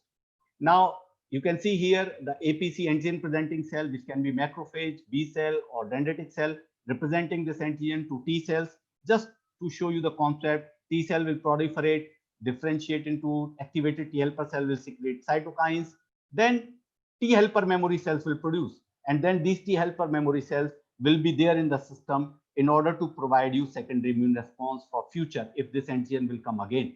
Okay, so the idea behind this vaccine concept is to produce lots of memory cells, B memory cells and T memory cells. So this, what we want to achieve this stage within the host through a vaccine preparation. So when this stage is there, you will have the immunity, means the memory. So memory is actually the immunity. Okay, your B cells will already have recognized this antigen. When this antigen will come again, you will be protected. There will be no disease. Like right now we are sitting, we all are having lots of memory cells against the polio virus. If polio will infect me tomorrow, I am not going to have polio because I have memory cells, and memory cells will give me the protection. Okay. Then comes to the first type of vaccine, live vaccine. As I already mentioned, live vaccines in which you use the whole pathogen in the live form. Then you will ask question that live pathogen is there, it can cause disease. But actually, the live vaccines are made from the live infectious agent without any amendment. You don't do any change in the pathogen. The only live vaccine is variola, a smallpox vaccine made of live vaccinia virus. Actually, we are not taking the same pathogenic bacteria which causes disease, smallpox. We are taking the vaccinia virus, which will not cause disease in the human because it causes disease in the cow. But at the same time, we have observed, Edward Jenner observed that it will provide you cross immunity against the smallpox. So, which is not pathogenic, but antigenic, or you can say the immunogenic, and gives you the cross immunity for the variola. This is the only like live vaccine, and this is the concept behind live vaccine. So since live vaccines has the chances to cause the infection, you cannot use the same pathogen as a vaccine. So actually this attenuated concept was there, attenuated vaccine. Now this attenuated whole agent vaccine, the concept was developed by Louis Pasteur. Louis Pasteur first time gave the term attenuation. What is attenuation? Attenuation is the process in which a pathogenic strain loses its pathogenicity, but at the same time it retains its immunogenicity. When a pathogen loses its pathogenicity, no longer to cause disease, but at the same time it possesses its immunogenicity. That is called as attenuation. The process is called as attenuation, and the pathogen is called as attenuated strain. So what we do is we take the pathogen, attenuated this pathogen, and now this pathogen is attenuated. Now you can use this pathogen as a vaccine. It will not cause disease because the pathogenicity is lost, but at the same time antigenicity or immunogenicity is retained. But because this is live, it is not killed, it will multiply within the host. Therefore, the advantage is it will keep giving you immunity against that particular disease because it will multiply within the host. But it cannot cause the disease because pathogenicity is lost. So the virulent pathogenic organisms are treated to become attenuated or avirulent, but they should remain immunogenic or antigenic. They lost their capacity to induce full-blown disease, but retain their immunogenicity. We should avoid giving this live, like attenuated vaccines to the patients or the persons who are having they are immunocompromised, like the persons who are suffering from cancer or maybe going through radiation therapy or maybe pregnancy and maybe on the steroids. We should not give this vaccine to those patients, those persons who are having these problems, or immunocompromised patients. The problem with this, like, advantage is that it is the host, within the host, this attenuated strain will keep multiplying. It will not cause disease, but the problem is there are chances that it can cause disease. Maybe the pathogen may revert back to its original form, or there may be in the attenuation process, if even single cell is left which is not attenuated properly, it can cause disease. So chances are there. So like able to elicit the lifelong protection using only 1 or 2 doses, disease causing capacity is virtually eliminated because of the attenuation virtually, but chances are there. That's why, and it elicits both humoral as well as cellular immunity. So in order to remove this chances of infection, because we have observed that in the polio, live polio vaccines, attenuated vaccines, there were several cases when vaccine was given and polio happened to the normal person. So now we came up with another idea, which is called as killed vaccine or inactivated vaccine. What we do in this process is we take the pathogen, whole pathogen, but we killed that pathogen. So pathogen is killed, no longer able to replicate within the host, but at the same time, it retains its immunogenicity, or you can say the antigenicity. So pathogen is killed by heat or other chemicals. It is dead now, but antigenicity is retained. And when you will use this pathogen as a vaccine, it will not cause any disease. There will be no chance of disease. At the same time, it will induce the immunity within the host. So the organisms are killed or inactivated by heat or chemicals, but remain antigenic. They are usually safe but less effective than the live attenuated vaccine, because they cannot multiply within the host. So you may be requiring booster doses. Use microbes that have been killed, usually by formalin or phenol. Inactivated viruses used in human include those against rabies, influenza, and polio vaccines. Then next is, so we have discussed about live vaccines, in which we use the live pathogens when we are using whole pathogen.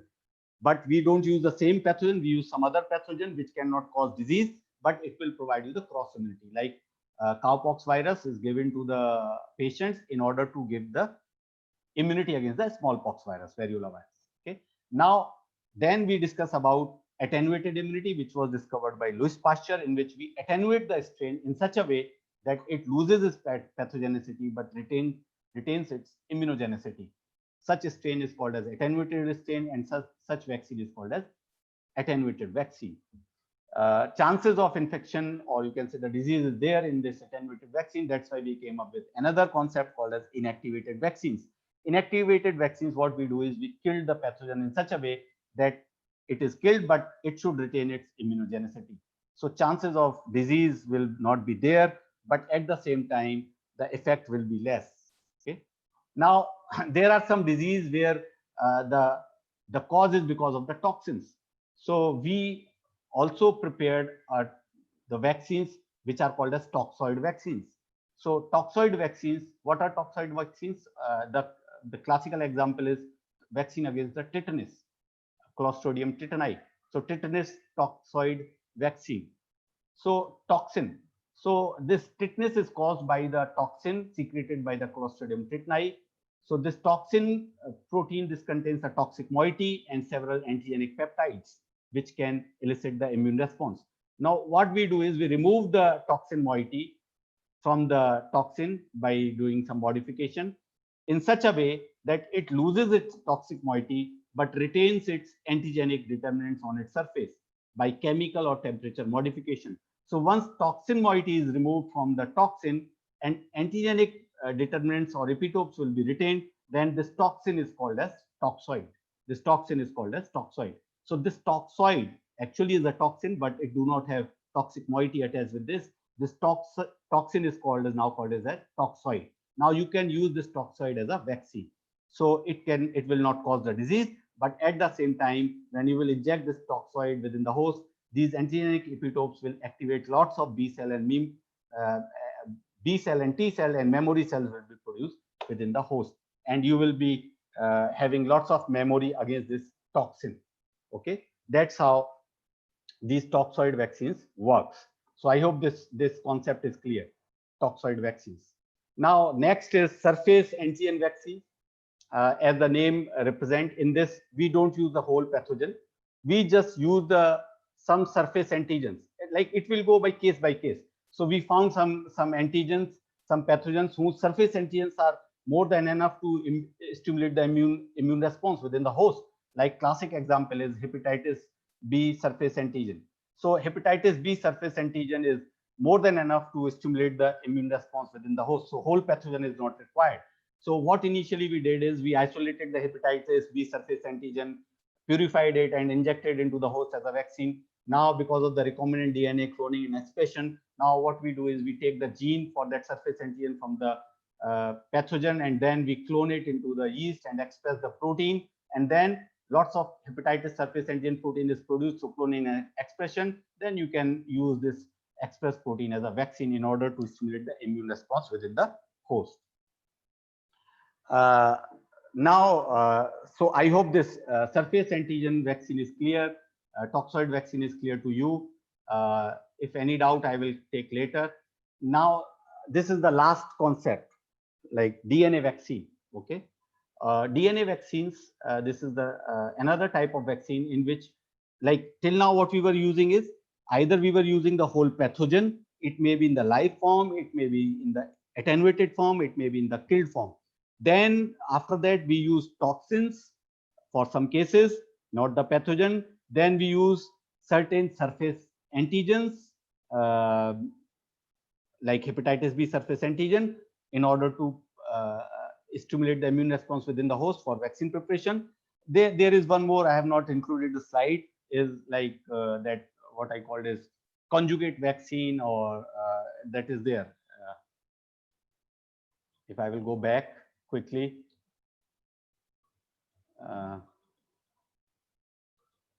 Like this one, this polysaccharide or polypeptide cellular fractionation vaccine. What we do in this, we take the whole pathogen, do the fractionation of the pathogen. There are several polysaccharide, like lipopolysaccharides and polypeptides are present on the surface. So this fractionated preparation of the pathogen cannot cause disease because this is fractionated solution. At the same time, the lipopolysaccharides or polysaccharides and polypeptides present in the preparation will able to stimulate the immune response within the host when given as a vaccine, like pneumococcal vaccine. So we culture the pathogen and we do the fractionation of the pathogen, and then we use those as a vaccine preparation. We also use conjugate vaccine.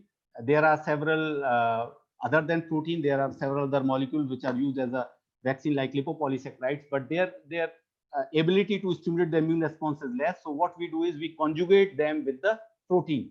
So when any other molecule conjugated with the protein, this preparation is called as conjugate vaccine. Now I am coming to the DNA vaccine, which is very important, the last concept. So DNA vaccine, as in this approach, we are not going to use the pathogen, we are not going to use the toxin, we are not going to use the cellular fractionation of the pathogen, we are not going to use any polypeptide of the pathogen, we are not going to use any surface antigen of the pathogen. What we are going to use is the gene which is responsible for that antigenic peptide from the pathogen, the gene of the pathogen which ultimately forms that antigenic peptide. So what we do is, it's very interesting, these slides, if you will, I will go slowly, try to understand this. Like suppose this is a viral gene which ultimately produces a viral protein which, because of that, disease is there. So now what we do is we take this gene, already in previous lectures you have already gone through recombinant DNA technology. So what we do is we first we can insert this gene of interest, which is the viral gene, into the plasmid. Then you will form a recombinant DNA with the help of recombinant DNA technology. So you can see this is the recombinant DNA containing this viral gene. Now plasmid with the foreign gene is there. Now what we will do is we will transform the bacterial cell with this recombinant plasmid. Screening and other things already explained in the previous lectures. Once we will screen, then we will take the transformants, and within the transformant there will be this plasmid containing this viral gene. Now, what we can do is we can break these these bacterial cells, and we can isolate this plasmid containing viral genes. So lots of bacterial cells will be there in the culture. You can isolate this plasmid from the bacterial cells, and ultimately you have this lots of solution containing this recombinant plasmid with you. Now you can use this as a vaccine. Now what you can do is in this process, this plasmid is directly injected into the host. You can see this is the host cell, the host which is injected with this DNA vaccine. And you can see within the host cell, this is the nucleus, and this is the recombinant plasmid, which is injected as a vaccine within the host. Now, what will happen? I already explained you that antigens are of two types upon how they are produced within the host cell. Like if antigen is produced, antigenic protein is produced by the host cell itself through transcription and translation, and processed by the host cell and presented by the host cell, then this is called as endogenous antigen. So first we'll discuss about this. So you can see this is the recombinant plasmid. This is the gene of virus. Now through transcription, messenger RNA will be produced. Ultimately, this messenger RNA will go in the cytoplasm. With the translation process, protein will be produced. Now this is the virus protein, which is responsible for the immunogenicity. Now this protein will be, because this is the host cell, nucleated host cell, because this is the foreign protein. When host cell will recognize this foreign protein, it will digest it into small fragments. Once this will be digested into small fragments, or if this fragment is itself immunogenic, then antigenic peptides of this fragment will be picked up by class 1 MHC molecule. So class 1 MHC molecule will be produced, and these class 1 MHC molecule will represent this antigenic peptide of this viral protein on its surface. So now you can see a host which is injected with the DNA vaccine. Now host cell has produced through transcription and translation produced this protein molecule of virus, which is endogenous in nature because this is transcribed and translated by the host itself. Now this will be processed into small peptides, antigenic peptides. MHC1 will be produced by the host cell since this is endogenous antigen. Now MHC1 will represent this antigen on its surface. Now what will happen in this situation? Who will come and interact with this? Now you can see lots of cells within the host will be in this condition, representing this viral protein or peptide on its surface through class 1 MHC molecule. Now TC cells will come and interact with such cells through this TCR, and of course CD8 receptor will be there in the interaction. Now upon interaction with this antigenic peptide by TCR, this TC cell, you already know, will divide and differentiate into two cell population, effector cells and TC memory cells. So that I will explain. T helper cell secrete cytokines. These cytokines will help in the maturation of this TC cell into two cell population, TCTLS and TC memory cells. So TC memory cells will be remain in the system. So purpose of vaccination is fulfilled. Now these TCTLS, what they will do, they will go and they will recognize all such cells which are representing this foreign protein on its surface. Because they are cytotoxic in nature, so they will secrete cytotoxins, as I already explained in my previous slides through animation. These cytotoxins will go and they will ultimately eliminate these virus infected cells. Ultimately, what will left is these T memory cells within the system. So with this particular DNA vaccine, host is able to produce lots of TC memory cells against this antigen, viral protein.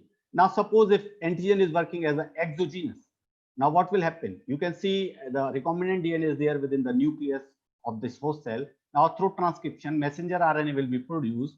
Now this messenger RNA will come out from this nucleus to cytoplasm, you can see, and the protein will be formed. Now this protein, although this protein is produced by this host cell through transcription and translation, but this will go out, this is secreted, it will go out in the secretion.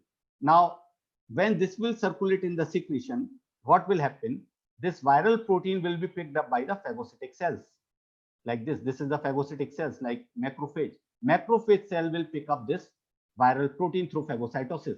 Now you can see once this will be phagocytosis from the outside, this phagocytic cells has not produced this viral protein.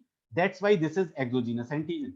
Now, exogenous antigens will be processed by these phagocytic cells, and these phagocytic cells, also called as APCs, antigen presenting cells, they will pick up the small antigenic peptide, appropriate antigenic peptide, and represents on its surface through which MHC molecule? Class 2 MHC molecule. You can see class 2 MHC molecule is representing this antigenic peptide of this particular protein on its surface.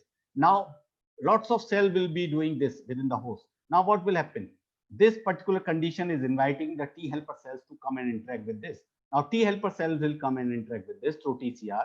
Of course, CD4 receptor will be there in this interaction. Upon interaction, this T helper cell will get activated, and it will divide and differentiate into two cell population: activated T helper cell and T helper memory cell. Now you can see activated T helper cell will start secreting lots of cytokines. So these cytokines will be secreted by T helper cells. I've already explained that what is the function of these cytokines. They will help in the maturation of TC cells in the TCTLS, as I mentioned in the previous slide. Also helps in maturation of B cell into the humoral, in the plasma cell, in the humoral immune response. So these cytokines will go and they will help in maturation of B cells into B memory cells and plasma cells. So with this, B cell will also get activated into plasma cell and B memory cell. Now plasma cell will start secreting antibodies against this particular viral protein, and antibodies will go and neutralize these antigens. Now B memory cells are also produced, and similarly T helper cell memory cells will also be produced, and lots of immunoglobulin will remain in the system as a memory antibody. So with this particular DNA vaccine, we are able to produce lots of TC memory cells, T helper memory cells, B memory cells, and memory antibodies. Now, suppose if that host is there, now host is already vaccinated. Now, what is the condition? Within that host, suppose if natural virus will enter naturally, what will happen? Because this host is already having memory cells against this virus in the form of TC memory cells, T helper memory cells, B memory cells, antibodies. Now, all these things, all the memory cells will give you the secondary immune response against this virus, will not allow this virus to replicate and cause the disease. At the same time, antibody will also neutralize this particular virus, memory antibodies, if they are there. So you can see you will be protected against all types of, you will be protected against this particular viral infection. That's how these DNA vaccines works. I hope the concept behind the DNA vaccine is clear to you. Don't get confused this DNA vaccine with the recombinant DNA vaccines. Recombinant DNA vaccines, what we do is we just produce the proteins which is antigenic in nature with the help of recombinant DNA technology, the way we produce for the hepatitis B virus, surface antigen virus protein, and then we use this protein as a vaccine. But here we inject the DNA within the host, and then this whole process I just explained. So I think this is all about all the vaccines. I have, I think, 2-3 more slides, if not more than that. And ultimately, this virus will be removed, and that particular host will be protected against that particular infection. Like some examples, like live vaccines, some examples, they are there in the book. If you want, you can go through the books. Lots of literature is given. Smallpox, variola vaccine is live vaccine. Live attenuated vaccines, lots of vaccines are there, like BCG, typhoid, oral plague, oral polio, yellow fever, measles, mumps, rubella, several are there. Like killed inactivated vaccines, typhoid, cholera, pertussis, plague, rabies, several like Japanese encephalitis. Toxoid vaccines are like diphtheria toxin vaccine and tetanus. I've already explained. Then cellular vaccines are against like meningococcal polysaccharide vaccine, pneumococcal, and hepatitis polypeptide vaccine.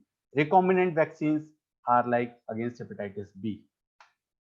Now, one more slide, as Srinivasan sir asked me that whatever we have gone through, which also includes first generation, second generation, third generation. It's nothing, it's just the way they were discovered.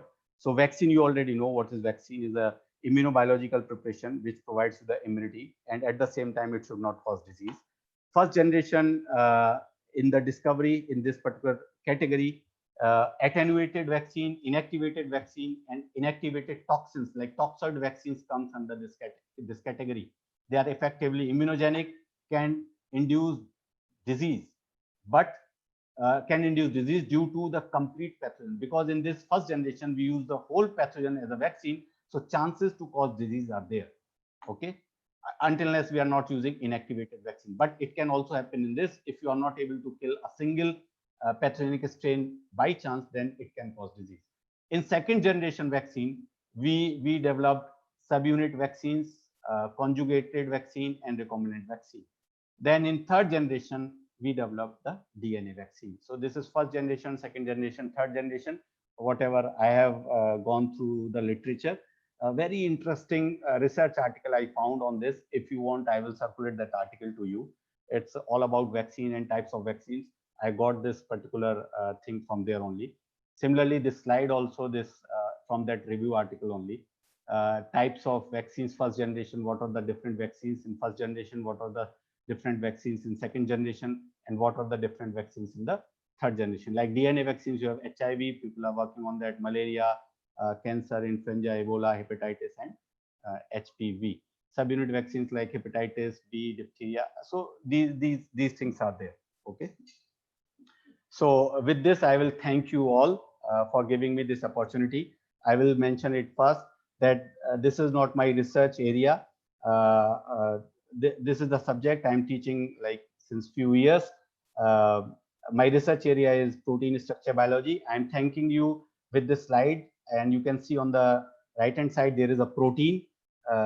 This protein structure was discovered in 2006 during my PhD. I crystallized that protein and determined the structure. Why I'm showing this protein is this is a part of our innate immunity. This is the protein called as lactoperoxidase, is present in milk, saliva, tears, secretion, intestine, airways, everywhere. It will be working against the coronavirus also, because this is an innate immunity protein. And you can see how much nature is produced, done lots of things to you just in order to provide you immunity against, innate immunity against any pathogen. You can see lots of alpha helices are there, few beta sheets are there. There's the prosthetic group which is covalently linked with this. Lots of glycosylation is there. Huge protein of around 80 kilodalton. So 80 kilodalton protein is produced by the nature in order to provide us immunity. So we should be very careful when like we are doing some, like we should be careful about our health. Like if you are not taking care of this, sometimes these proteins will also be work in a different way. Like I'm working on a project which works on this, like this protein, which is actually the innate immunity protein, antimicrobial in nature, but plays an important role in causing breast carcinogenesis. Why? Because whenever we are exposed to lots of aromatic primary amines and alcohols, like if we are smoking, if we are doing some eating habit, or through like cosmetics, lots of primary aromatic alcohols and amines are going inside our system. So our antioxidant system is not able to neutralize them because we have the limited antioxidant activity. And moreover, our eating habits are like that. We are not taking antioxidants. So what will happen? These aromatic amines and alcohols will be accessible to this enzyme. Although this is meant for protection, but what will happen, because this is non-specific in nature, it can also oxidize the aromatic amines and alcohols into active form, free radicals. So when it will start oxidizing the aromatic amines and alcohols into free radicals, then these free radicals can cause mutations, because they can mimic the nitrogenous bases of the DNA and then cause the disease, cause the mutation, and ultimately can lead to the metastasis. So that project, I've already worked on that 3 years, and some results are there. So we should be very careful that what we are eating, what we are drinking. We should be eating very healthy, drinking very healthy, and we should also think that what are the different things which will enhance our immunity. When I'm saying enhance our immunity, it doesn't mean the acquired immunity.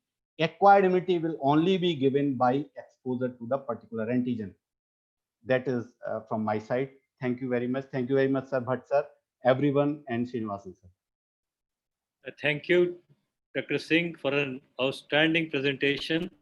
I hope, sir, I have finished in time. Oh, yes. There is no time here. Sir, I learned one thing from my sir, that the presentation should be crisp. It should be you should be able to finish on time. People should not ring the bell that you have to stop. That's it. Thank you, sir. No, no, not at all. At least now you can join us through your From, so that at least from we mobile. can see your face. Okay, sir. Yeah. I will You'll try. have to, you'll have to log out of this. I will and, try, sir. Yes, sir. Yes, sir. reappear. I will try, sir. I will try, sir.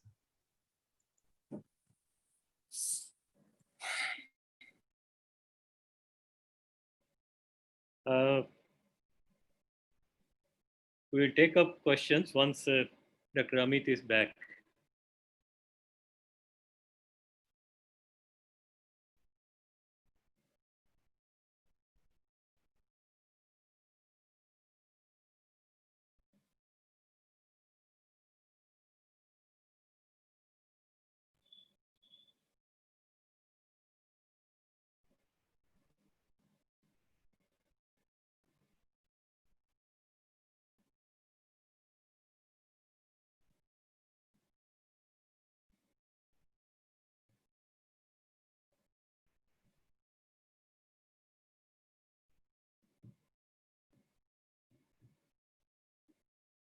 Dr. Srinivasan, are you there?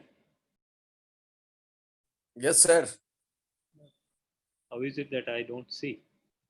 I have switched off the video. I was lying down. Yeah. Huh? That at least gives me confidence, sir. At least कुछ तो लोग होने चाहिए panelist. नहीं हम लोग हैं. मैं हूँ.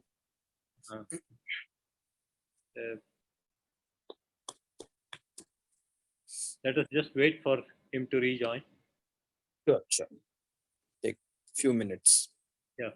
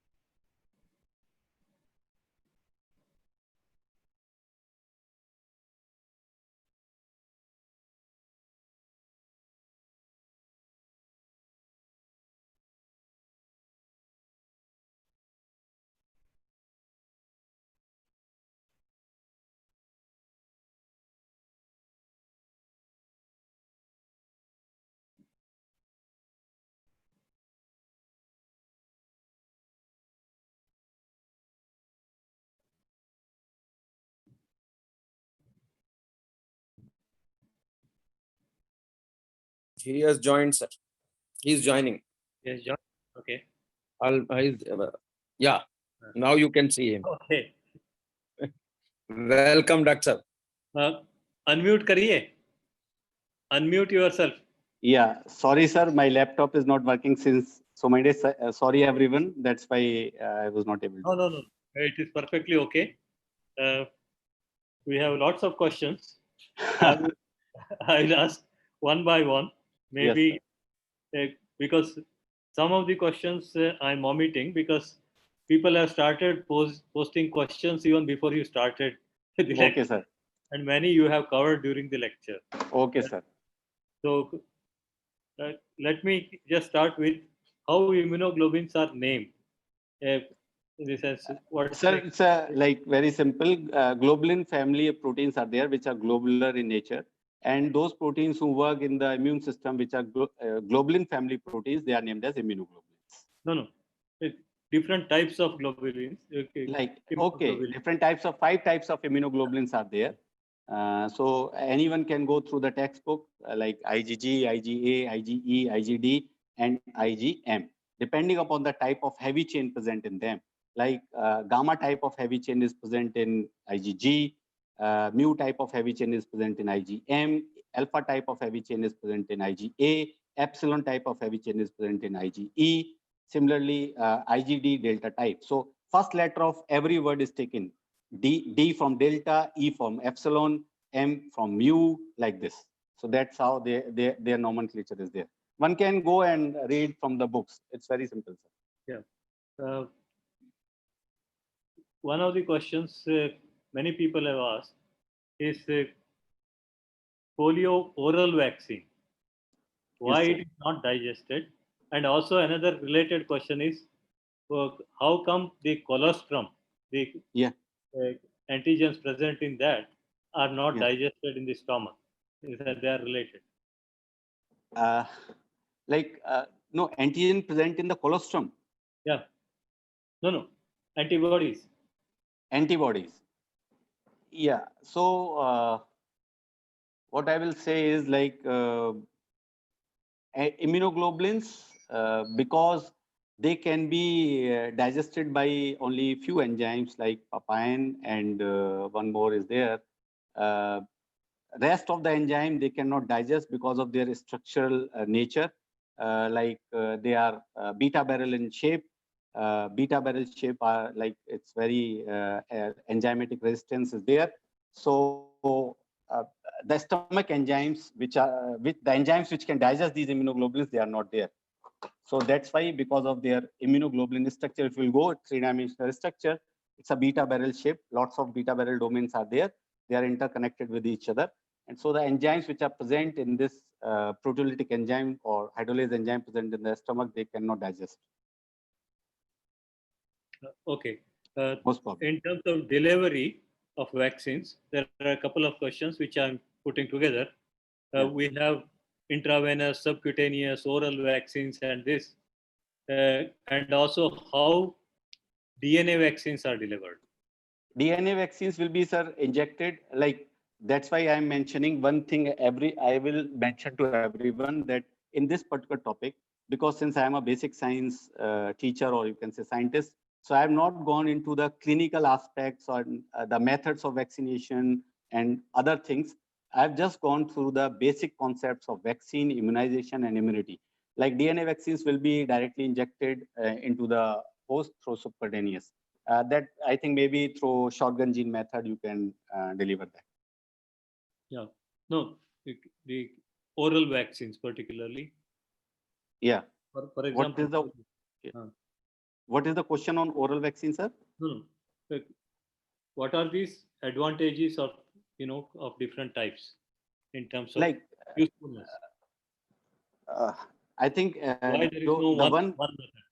the one which are injectable, uh,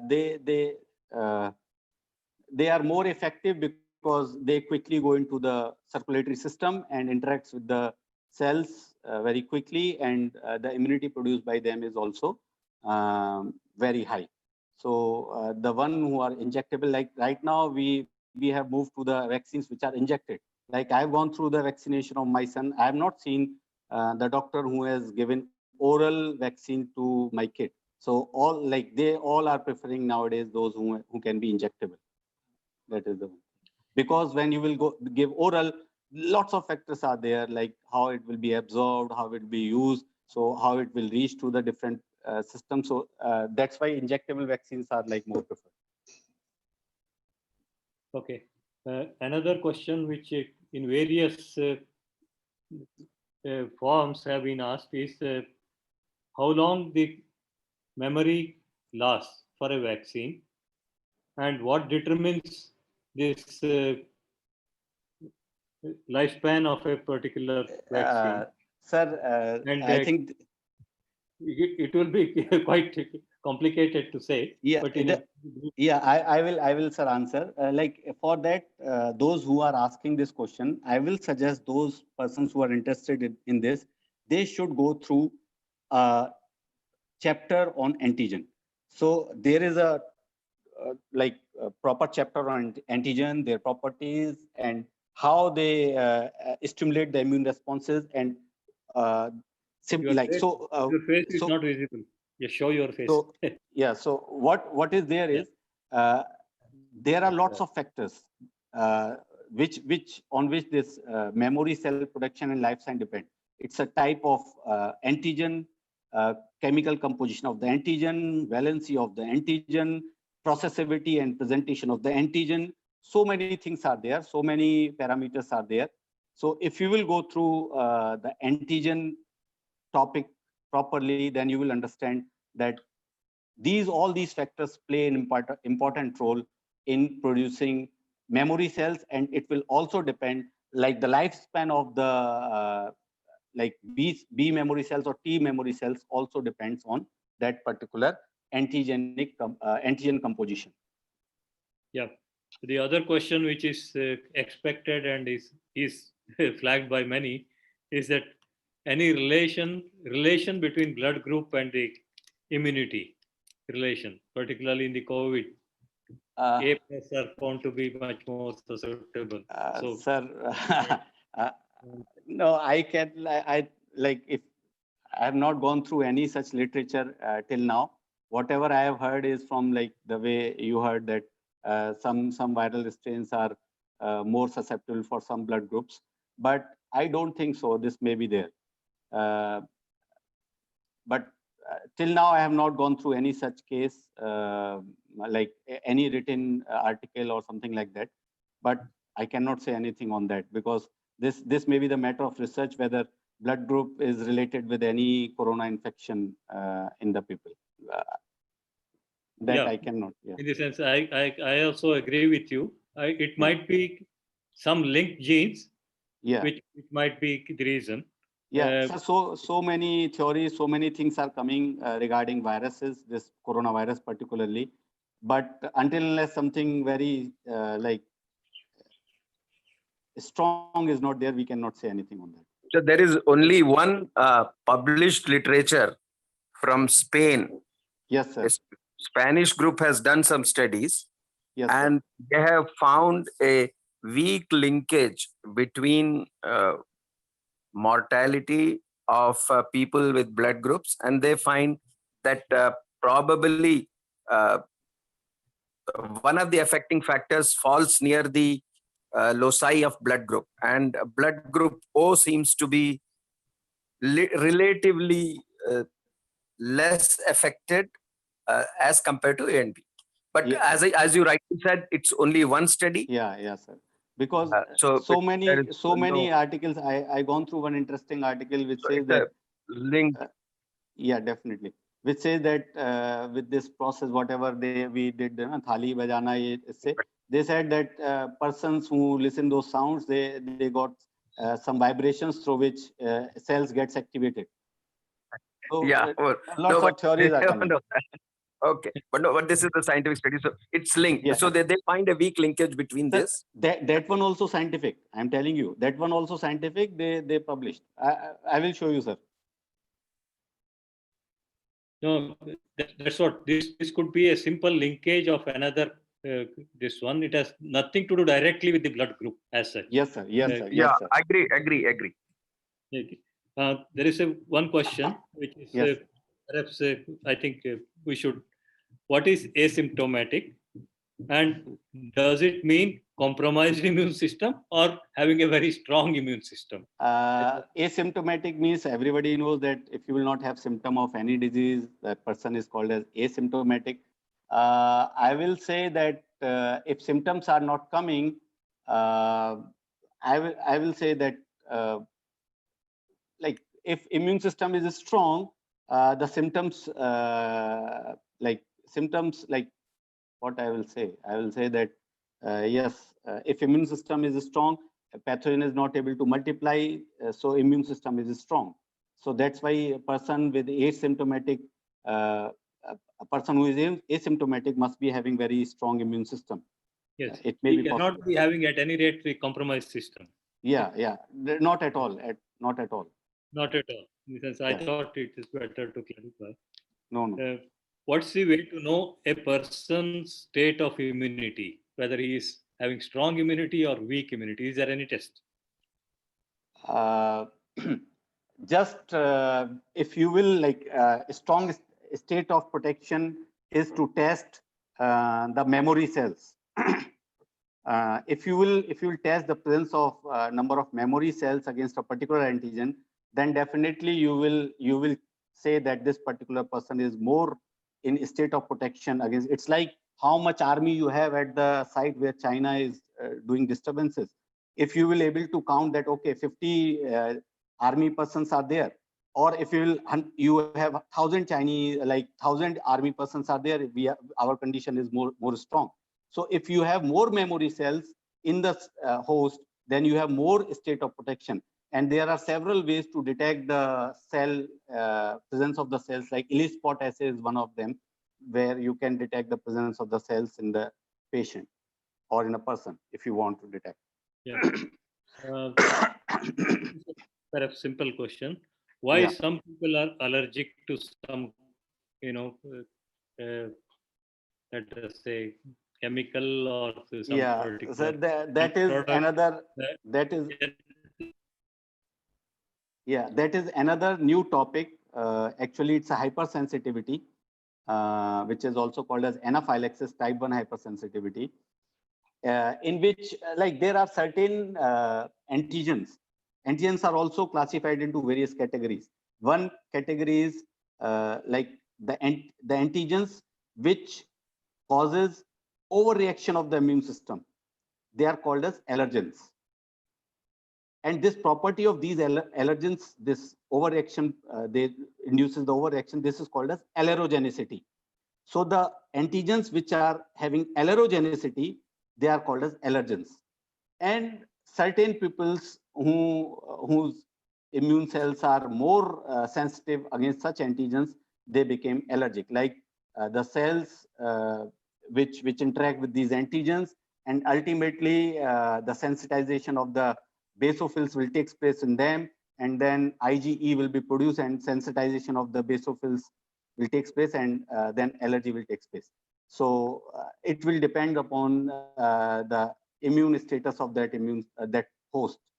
So if a host is able to not able, like if the cells are not sensitized, then there will be no allergy. If cells like basophils are sensitized by the allergens, then the allergy will be there. So it will depend upon person to person, sir. Okay. Can antibodies and memory cells pass through placenta to the child? Memory cells cannot pass, like but antibodies record is there, like in always in primary immune response, uh, IgM are produced. IgM are in pentameric in nature, so IgM cannot cross the placenta. But in secondary immune response within the mother against same antigen, IgG will be produced, and these IgG can cross the placenta and can go to the fetus. And this will be the reason of the disease called as erythroblastosis fetalis. Good. In the case of snake bite and these sort of things, venoms, we give injection. That are made up of immunoglobulins, sir. Immunotherapy. Yes. This is immunotherapy, sir. Yeah, immunotherapy, basically. Yeah. It's not vaccine. It's not vaccine. Yes. It's antidote only. Yes, and antibody, basically. Yeah. What is herd immunity? Can it protect in the absence of vaccine? Again, yeah, herd immunity also, previously I have not gone through too much, but because of this corona I have gone through. Like when a community, whole community gets exposed to a particular epidemic pathogen, then this, and over the period of time when community acquired the immunity, then this is called as herd immunity. In this herd immunity, those who will recover will be immunized, those who will die, they will die. So it happens in the case of a smallpox in the previous, long back in old era, when smallpox came, people died over the period of time. A whole community got exposed to that particular disease, and some died and some got the herd immunity. So yes, definitely herd immunity will give you protection if vaccine is not there, but it's a natural process. Like some countries, they have not gone through any lockdown and anything. They said we will expose our persons to the infection, and they are waiting for the herd immunity. But it depends. Yeah. I think basically herd immunity is when large number of people are already exposed, and Yes. those people who are not exposed will have little chance because of contacting it. Because Yes. even if there is very few persons infected, uh, the people around are already protected, and there are very few people, and that bridge, you know, will be difficult to cross. That is why the rest of the uninfected people do not get infected, but they are still continue to be susceptible. Yeah, because sir, I showed in one slide three Yeah. cases when no one is immunized, when few are immunized, when lots of people are immunized. So this the middle one where you said that if like some like most of the people got exposed to the uh, disease, then rest will be protected. But disease can spread. You cannot stop that. Sooner or later, those who are not got the disease, they will also got the disease. Yes, no, that's what I wanted to clarify, that the people who are not infected yet are Yes. still susceptible. Yeah, Don't think sir. that herd immunity gives them also immunity. No, They are no, not. no, no, no, not at all. Yes, because many people have that confusion. Okay, okay. In That's herd immunity, everyone has to get the yes. exposure. The persons who are not exposed are less likely to receive Yes, because there are no people to give. yes, yes, yes, yes. That's the only. Uh, the other question is, you did mention, but some people wanted to know, are there vaccines for cancer and also for the fungal infections? Yeah, in the last slide, I think somewhere I showed like people are working for cancer vaccines since long. I think they are mainly working on this, you can say, DNA vaccines. DNA vaccines, sir. Okay. They are working on this like cancer vaccine through Yeah. DNA vaccines. Yeah. Uh, Yeah. other question also coming from the COVID, as I can see, this cytokine flood and runaway response that happens in the case of COVID. Uh, they wanted some light on that. Sir, what? I am not able to hear. The cytokine flood that happens in the COVID patients, Yeah. the runaway response. Uh, Cytokine flood. yeah. The, Can you elaborate a little bit, sir? What? in the sense, in the patients which are infected with COVID, the Yeah. immunoresponse is hyperactivated, Yeah. and that's why some people are saying that you administer steroids to regulate that. Okay, sir. I think that I am not aware of that. Okay, Sorry. this is something which UK study has Yeah. come about. I will read this and then I will also enhance my Yeah. knowledge in this. These are I'm not at all an expert on this Yeah, area. I know. I am learning from the teachers. All those teachers who are No, sitting we are there. all learning in the Yeah, process. they are like 12th. Those who are teaching in 12th, I really have very Yes. high regards to them. And one last question, perhaps. How did typhoid Mary continue to spread typhoid for so long? Sorry, sir. Typhoid. Typhoid Mary, Yeah. the historic this one. Why did Yeah. she?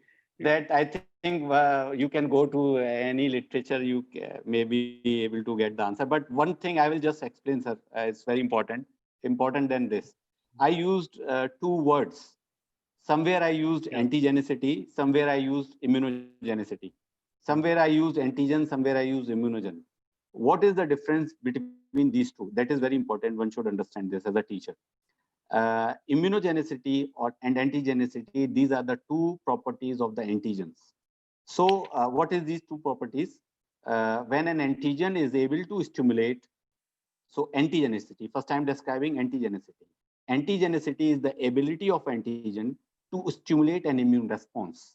It may be humoral, it may be cellular, it may be both. So when an antigen has the capability to stimulate an immune response, this property of antigen is called as antigenicity. And that molecule is called as antigen. So when a molecule has the capability to induce an immune response, either humoral or cellular or both, then this property of that molecule is called as antigenicity, and molecule is called as, foreign molecule is called as antigen. Now, second, what is second? Immunogenicity. Immunogenicity is little bit different from that. When an foreign molecule has the ability to stimulate an immune response, humoral or cellular or both, and also able to interact with the final product of an immune response, also able to interact with the final product of an immune response, then this property of that particular foreign molecule is called as immunogenicity, and that molecule is called as immunogen. For example, suppose if there is an antigen, it stimulates B cells. B cells will divide and differentiate into plasma cell, and antibodies will be produced. So if this antigen is able to stimulate that immune response, that property is called as antigenicity. Now comes to second, when an antigen is stimulated humoral immune response, B cell will divide and differentiate into plasma cell, and memory cell will be produced, and antibodies are produced, final product. Now this antigen also have the ability to interact with the antibodies, then this property is called as immunogenicity, and this particular molecule is called as immunogen. So all antigens, you can say, like, all immunogens are antigens, but all antigens are not immunogens. Means those molecules who can only stimulate the immune response, is it not necessary that they will bind with the final product of the immune response also. But all immunogens, they can bind with the final product, they can also stimulate the immune response. So these are the two main important properties, immunogenicity and antigenicity, one should understand. So like, I will give one example, very simple, it's very important. I always used to give, like, if at home, like, if mother is there and she has to prepare the food, if we will consider the preparation of chapati or food as an immune response, and my mother is a molecule, then what will happen? She will start the preparation and do all the process, and ultimately food is ready and is there on the dining table. So because she was able to stimulate the immune response and able to produce the food, and this is called as antigenicity, because you are able to stimulate an immune response and final product food is formed. Now I will go from the university and I will ask my mother, okay, where is the lunch? Mother will say, oh, it's on the dining table. I will go and directly eat that food. Okay. So what will happen is, like, I am not stimulating the immune response. I am just eating the food. So that way, antigens, they cannot bind with the final product. So that's way.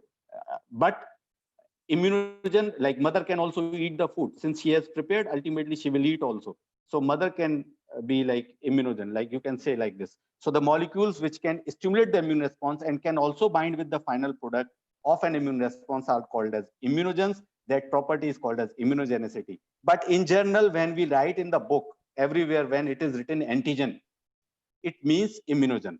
But generally in the immunology, when we say antigen, it means it is immunogen. But when you have to specifically define the antigen, then you have to mention that antigen can only stimulate the immune response. It cannot bind with the final product. This is called as antigenicity. Okay. Last three questions, brief questions. Yeah. Why there is no immunity to common cold? In the sense, why there is no vaccine to common cold? Yes, same, sir. These RNA viruses are the problematic viruses. Lots of mutations are there. There is no fixed antigen, conserved antigen, so we cannot stimulate immune. We can stimulate immune response, but those memory cells produced by us by the vaccine will no longer be effective, because virus will change the antigenic surfaces all the time. That is like common for all the RNA viruses: Spanish flu, influenza, HIV, corona, any virus, which is RNA virus. Okay. This other question, again, most frequently asked is, how long will it take to develop a vaccine? So I have not shown. No, I have not shown. A very interesting slide is there. I made after thanks. I have kept this slide. Maybe I am expecting somebody will ask that. So as a teacher, I have to expect such thing also. I made it. Now, I will just read through this. If I will show you through this camera also, sir, if possible. Like, can I show this like this? Can this slide is visible, sir? Yeah. Yes. So you can see this. First is identifying and producing the antigen. So first you have to identify the antigen, produce that antigen successfully. It will take 2 to 5 years. The expenditure is 10 to 20 billion dollars. Then preclinical trials, 1 to 2 years. It will take 50 to 100 billion dollars expense. Then next is clinical trials, again 4 to 8 years. It will take 500 to 1,000 billion dollars. Then improving it further, 1 to 2 years, 20 billion dollars. Then monitoring, 2 to 5 years. Then marketing. So ultimately, theoretically, if you'll go around 8 to 10 years. Yes. Like we are trying to make a HIV vaccine since long, still we are not able to make that vaccine. Now we are trying another approach for HIV is called as retro vaccine approach. I hope like if people have heard about that retro vaccine, I will give this topic to everyone. Read about retro vaccines. What are retro vaccines? There is one center in Gurgaon in India. India is a partner in this retro vaccine development against HIV. THSTI is involved in that retro vaccine development for HIV AIDS. Yeah. The last pair of questions is plantibodies and edible vaccines.